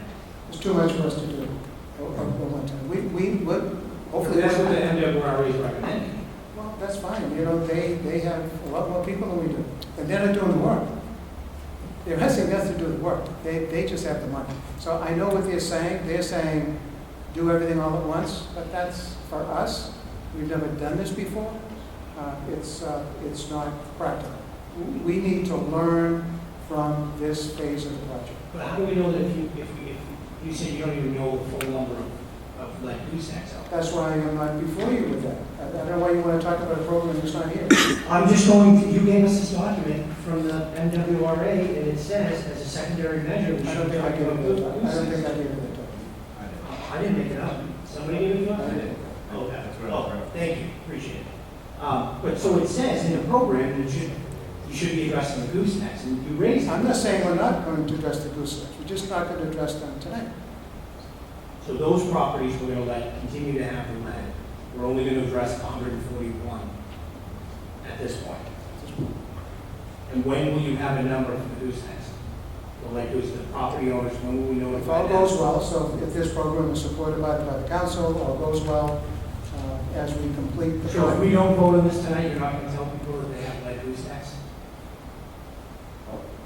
You're asking me if I'm trying to answer the question. I know, but I was a little surprised by what you said. I said, when are we going to notify people that, when are we going to count on the number of goosenecks? I thought you said, when are we going to do it? I thought you said, when are we going to replace the goosenecks? Notify people and have a final number. As when we refine that number, I'm saying when. I Yes. can't give you that answer. When I get comfortable knowing that when we put up on a website an address, I want it to be the best information that I can have, and I just don't have that confidence yet. I'm fairly confident with this number, knowing that this may not be entirely accurate either, but we've scrubbed it to the best that we can using our cards and so forth. It's a lot of work to do what this project demands, and that's why we're downsizing it to manage it better and learn from that experience. But So what would it cost to identify the lead goosenecks? Because I think same as we have a responsibility to notify residents here, we have a responsibility to notify residents who have lead goosenecks. we have, there is no, we will do it. This is all proactive. Nobody's mandating us to do it. You're doing a fantastic job. Nobody's telling us to do it. So there will be a time in the not too distant future where I will have a number of lead lined as well as goosenecks that the department feels confident enough to put out and send a letter to folks. The problem with that is we don't have an answer as to if there's going to be a program or not, and then somebody like you is going to say, why didn't you tell these people you're going to give it to them at no cost? Because Billy Smith went out and hired Joe Smith, the plumber, paid him $7,000, and then they got a letter 6 months later saying, we're going to fix your lead line service. So I know what you're saying. You have to deal with all of that. We want to be Again, as a homeowner in the city of Quincy with a young child in my home, if the city has any inkling, whether you're confident or not, if you have any inkling that I have a lead gooseneck, if a I would homeowner, like to know that's that. fine. But if a And homeowner, I think most residents. well, but a homeowner has some responsibility, Counselor. If you have kids at home, what are you waiting for government to not do is say, you know, I think you have a problem in your basement. If you have a child under 6, if your wife is pregnant, or if you're pregnant, you need, I'm not. you may be a woman. Right. I may be. You need to call a plumber. You know? That's what you do, so I'm asking you now, because The town of clearly I have the town to of resolve this tomorrow for my own The thinking. town because of other Newton, residents- the town of That's what Newton. you call a plumber. I'm saying, to check. I would think if a homeowner is concerned about the matter, that they would call their plumber. When we get ready to present a public document that spells out what we believe to be other aspects of it, we will propagate that. But this exposure will get people hopefully talking about it Sure. during the investigation.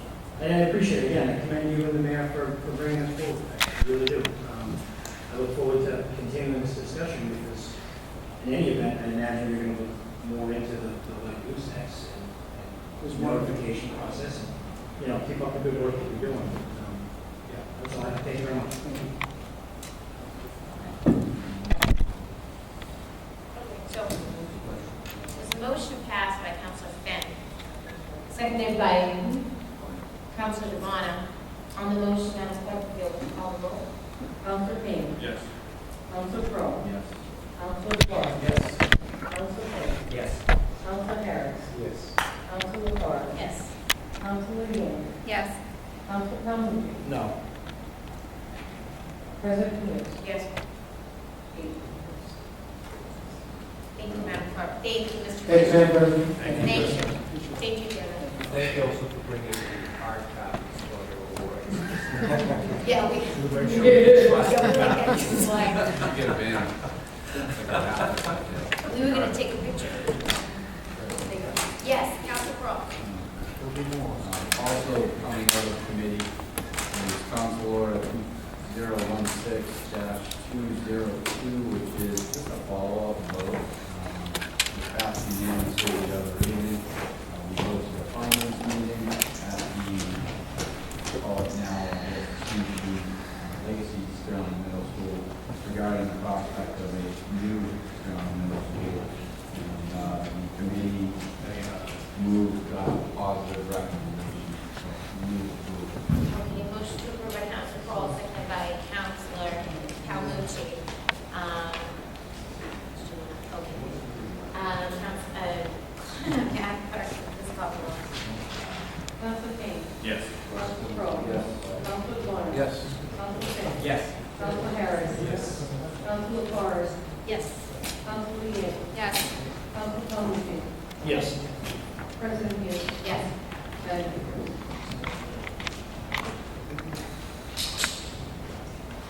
Councilor Finn. Thank you, Madam President, and pending in Public Works, 2016-226. We had a public meeting here earlier, granted location for Washington Court, Verizon, including Massachusetts Electric Company, all installations necessary in conjunction for the bridge project. Recommend passage. Motion by Councilor Finn, seconded by Councilor Harris. On the motion, Madam Clerk, call the roll. Councilor King. Yes. Councilor Crowe. Yes. Councilor Vaughn. Yes. Councilor Finn. Yes. Councilor Harris. Yes. Councilor Forrest. Yes. Councilor Yang. Yes. Councilor Calhoun. Yes. President Hughes. Yes. Madam President. That's all that I have in the public works this evening. I don't know if there's other reports that were needed, I don't believe so, but again, I. Actually, you know what? I lied.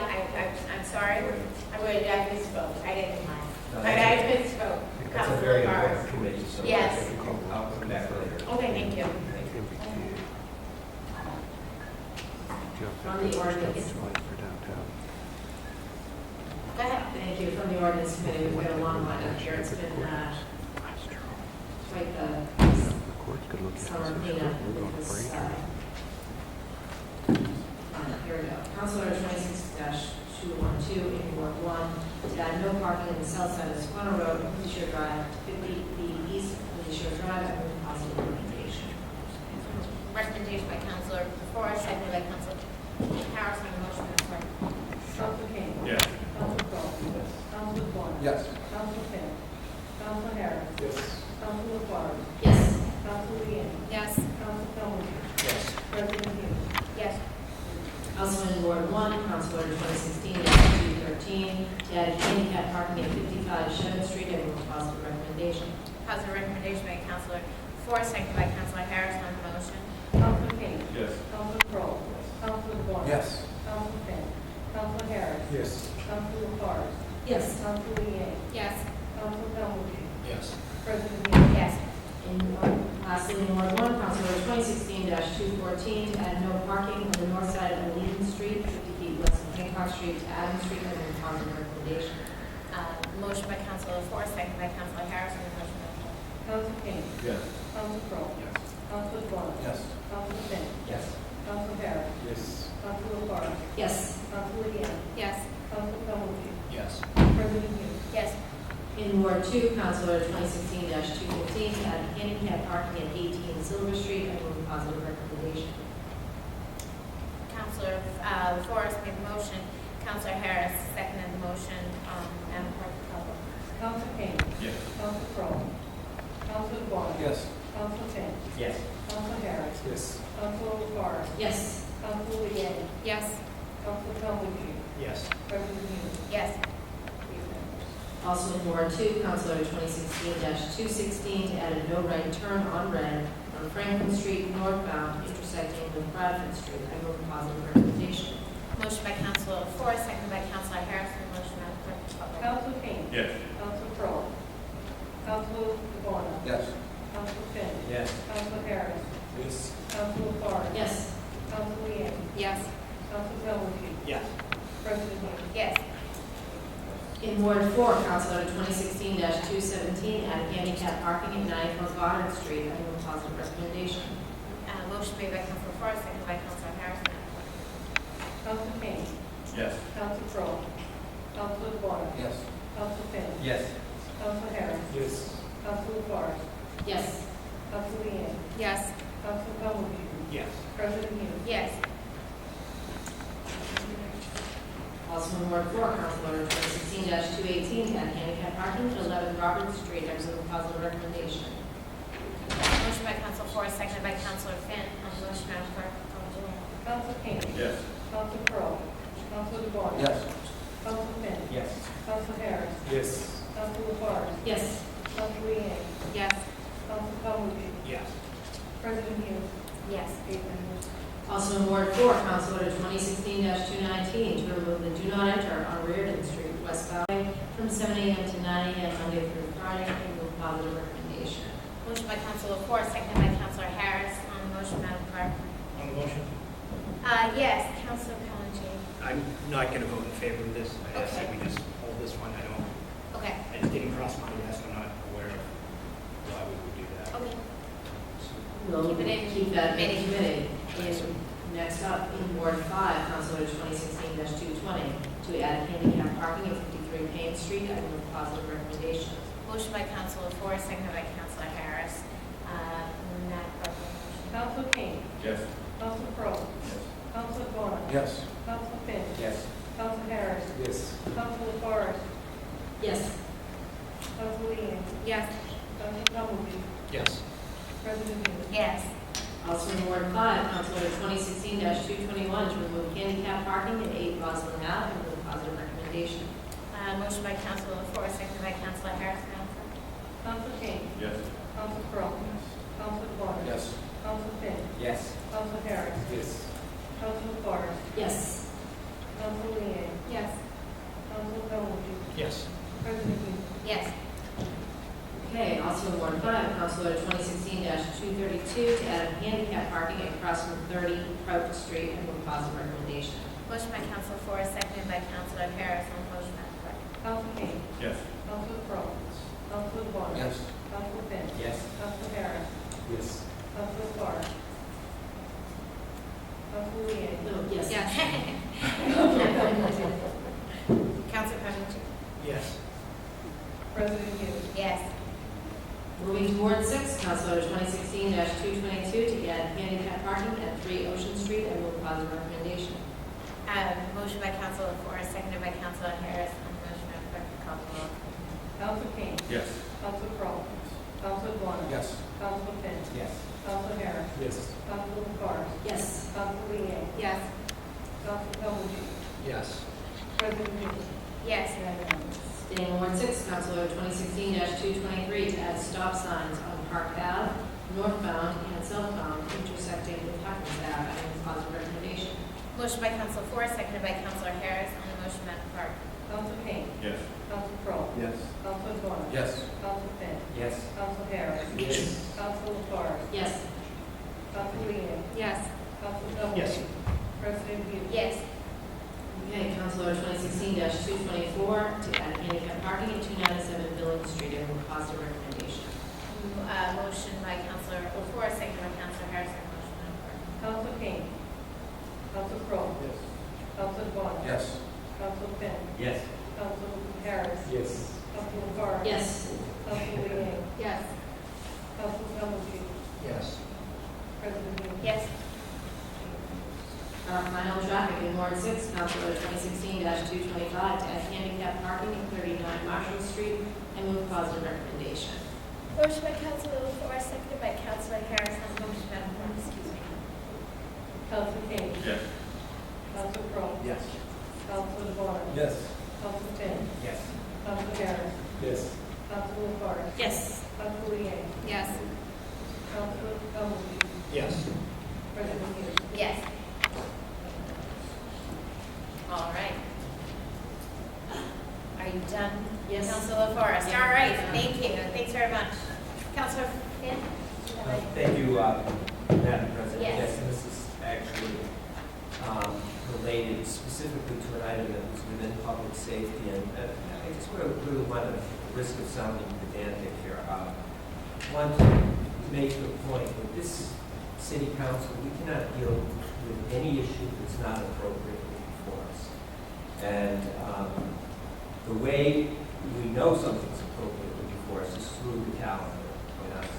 That's our record, so to speak, of that. And the only way, and I know we offer broad deference to each other, but the only way anything gets in here of any kind is with the vote of this body to put it in. And I know that painfully firsthand because I've had things that couldn't get in here because I couldn't generate a second on a couple of, not often, but a couple of times. And the thing I wanted to make a point is that it's not simply ordinances or changes or appropriations that are in here, but other things, requests that we make specifically of the administration are included in here. And I thought you saw, again, a masterful rendition of that in terms of Councilor Forrest and the work that she did, putting the ordinance in terms of blighted communities, requesting a report, so that since February, but she's in a position to say, wait, what about that report? This is our record, so to speak. Unfortunately, something inadvertently got left out. Towards the end of June, I had put out a resolution requesting from the fire chiefs some information related to, as a safety issue, related to bus stops and their locations to gasoline stations or refueling stations and the like. Unfortunately, it managed to get moved out by a misunderstanding. However, what I would really like to just is make sure that this is republished back within the record, but also so that I can, again, if a copy could once again be sent to the mayor's office as well as to the fire chief, I would appreciate that, and then I'll be able to get in a position as we move forward to seek some update where we might be with that. So, thank you very much. Thank you. Appreciate it. Thank you, Councilor Finn. Petitions, memorials, and remonstrances. Yes, Councilor Finn. Again, by way of, I know we do memorials here all the time, and there's a particular person that I think we need to know because I have many years up here on the council. I don't think I've ever met a person who's been so engaged as a citizen as this person, and tonight, obviously, she's dealing with a loss, but I wanted to acknowledge the death of Harry Johnson, the husband of Anna Lee Johnson. And anyone who knows her knows tremendously of her own civic commitment and duty. And although I didn't know Mr. Johnson as well, he was a veteran, and they had been married for 61 years. And so this evening, I just really wanted to remember his, not only his memory, but also to stand with her in this time of grief and just to acknowledge that loss. And again, I just thought it was worthy of mention here because I think we all know who she is and how active she is. Absolutely. Thank you, Councilor Finn. Motions, orders, or resolutions? Okay, scheduling committee meetings and public hearings? Yes, Councilor Parks. So we need to, for timely scheduling of the ordinance committee for the matters the 25 presented earlier this evening. Okay, do we have also here? So we have an advertising right for public hearings, so when would that earliest be for advertising comes out? So we also have that holiday. We could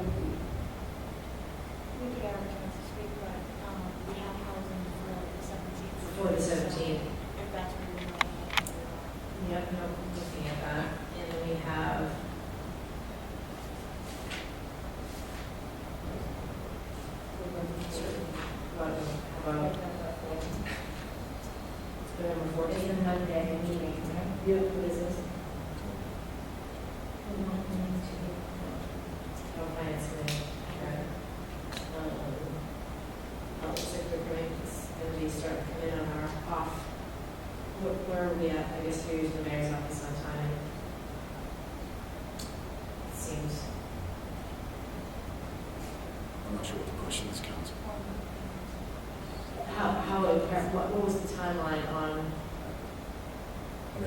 I think it's as soon as possible. action. I don't know the ramifications relative to any legal case or anything like that, but I think just virtual process, that there is a desire to move it as swiftly as possible, but I don't want to comment on the council's availability. It's certainly not purview.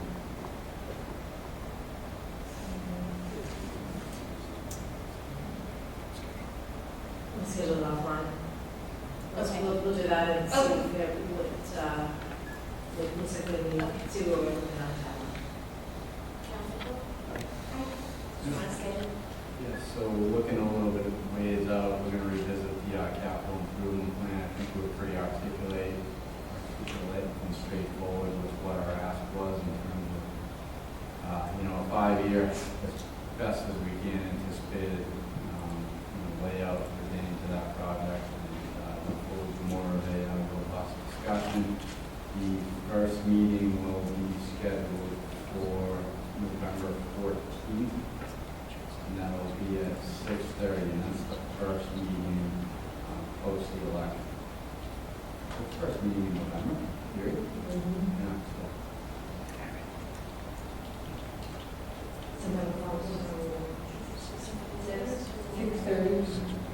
Well, specific orders forthcoming, I would imagine, that we'll see kind of an overall collective of that 5-year.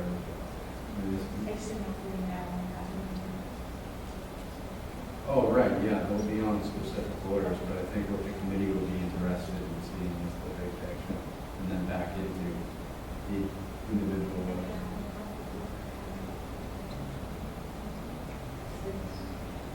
Yeah, we could go 6, sure, if that works for everyone.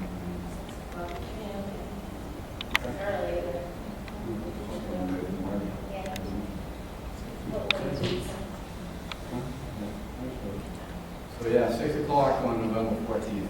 Thank you, Madam President. Thank you, 6 o'clock on November 14th, finance, and then you'll schedule. Okay. Anyone else? Scheduling committee meetings? Yes, Council Calhoun. I need a night for the oversight committee to finish up our work on the underground economy stuff. The underground economy, yes. Oh, right, Yeah. right. Madam President. Thank you. Um, Yes, continue. So my vote from that week of the 14th. Yeah. Does anyone have a problem with Wednesday and 16th? No. On the 15th, or we're not doing it.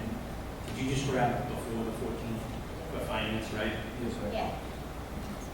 That's all right, that's like the week before Thanksgiving. We do the week of Thanksgiving, if that's a suggestion. The Wednesday night. Let's hope. I have no problem. I get no. You're going to the 14th? I get no. They're having the 25th. I know, my, Yes, well. The 16th, or we could do it before the meeting of the 21st.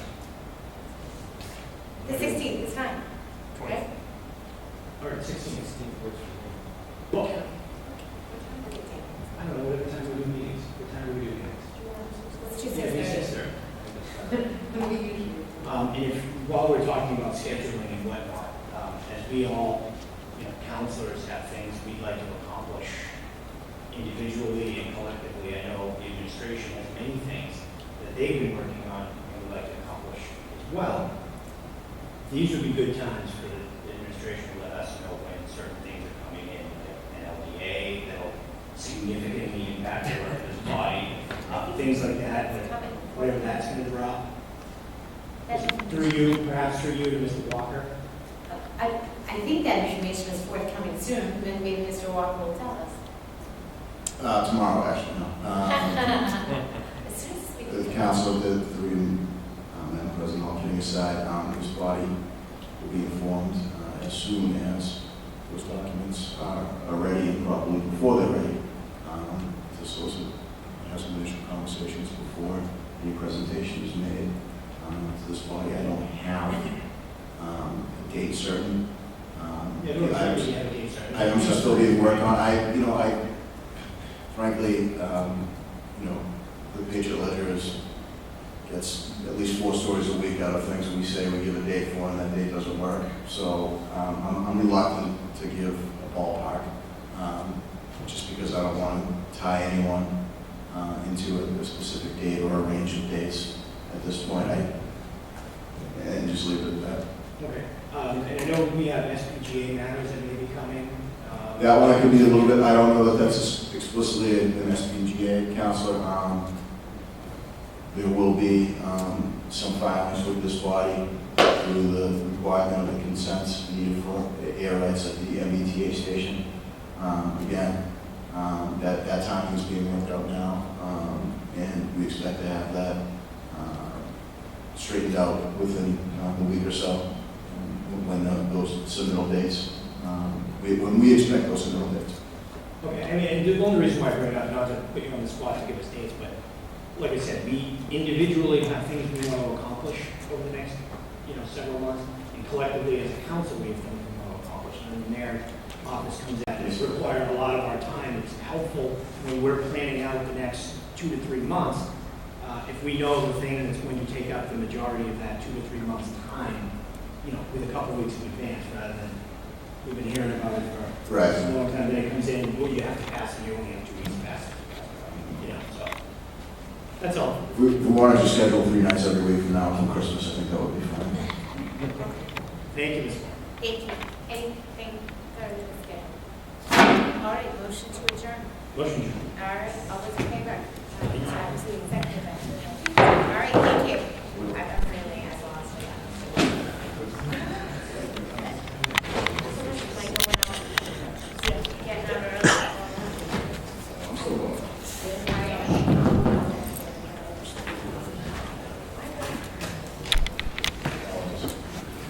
I'd like to dedicate this meeting to memory of Eddie Stanton and the Stanton family, North Quincy. Edzo, we love you.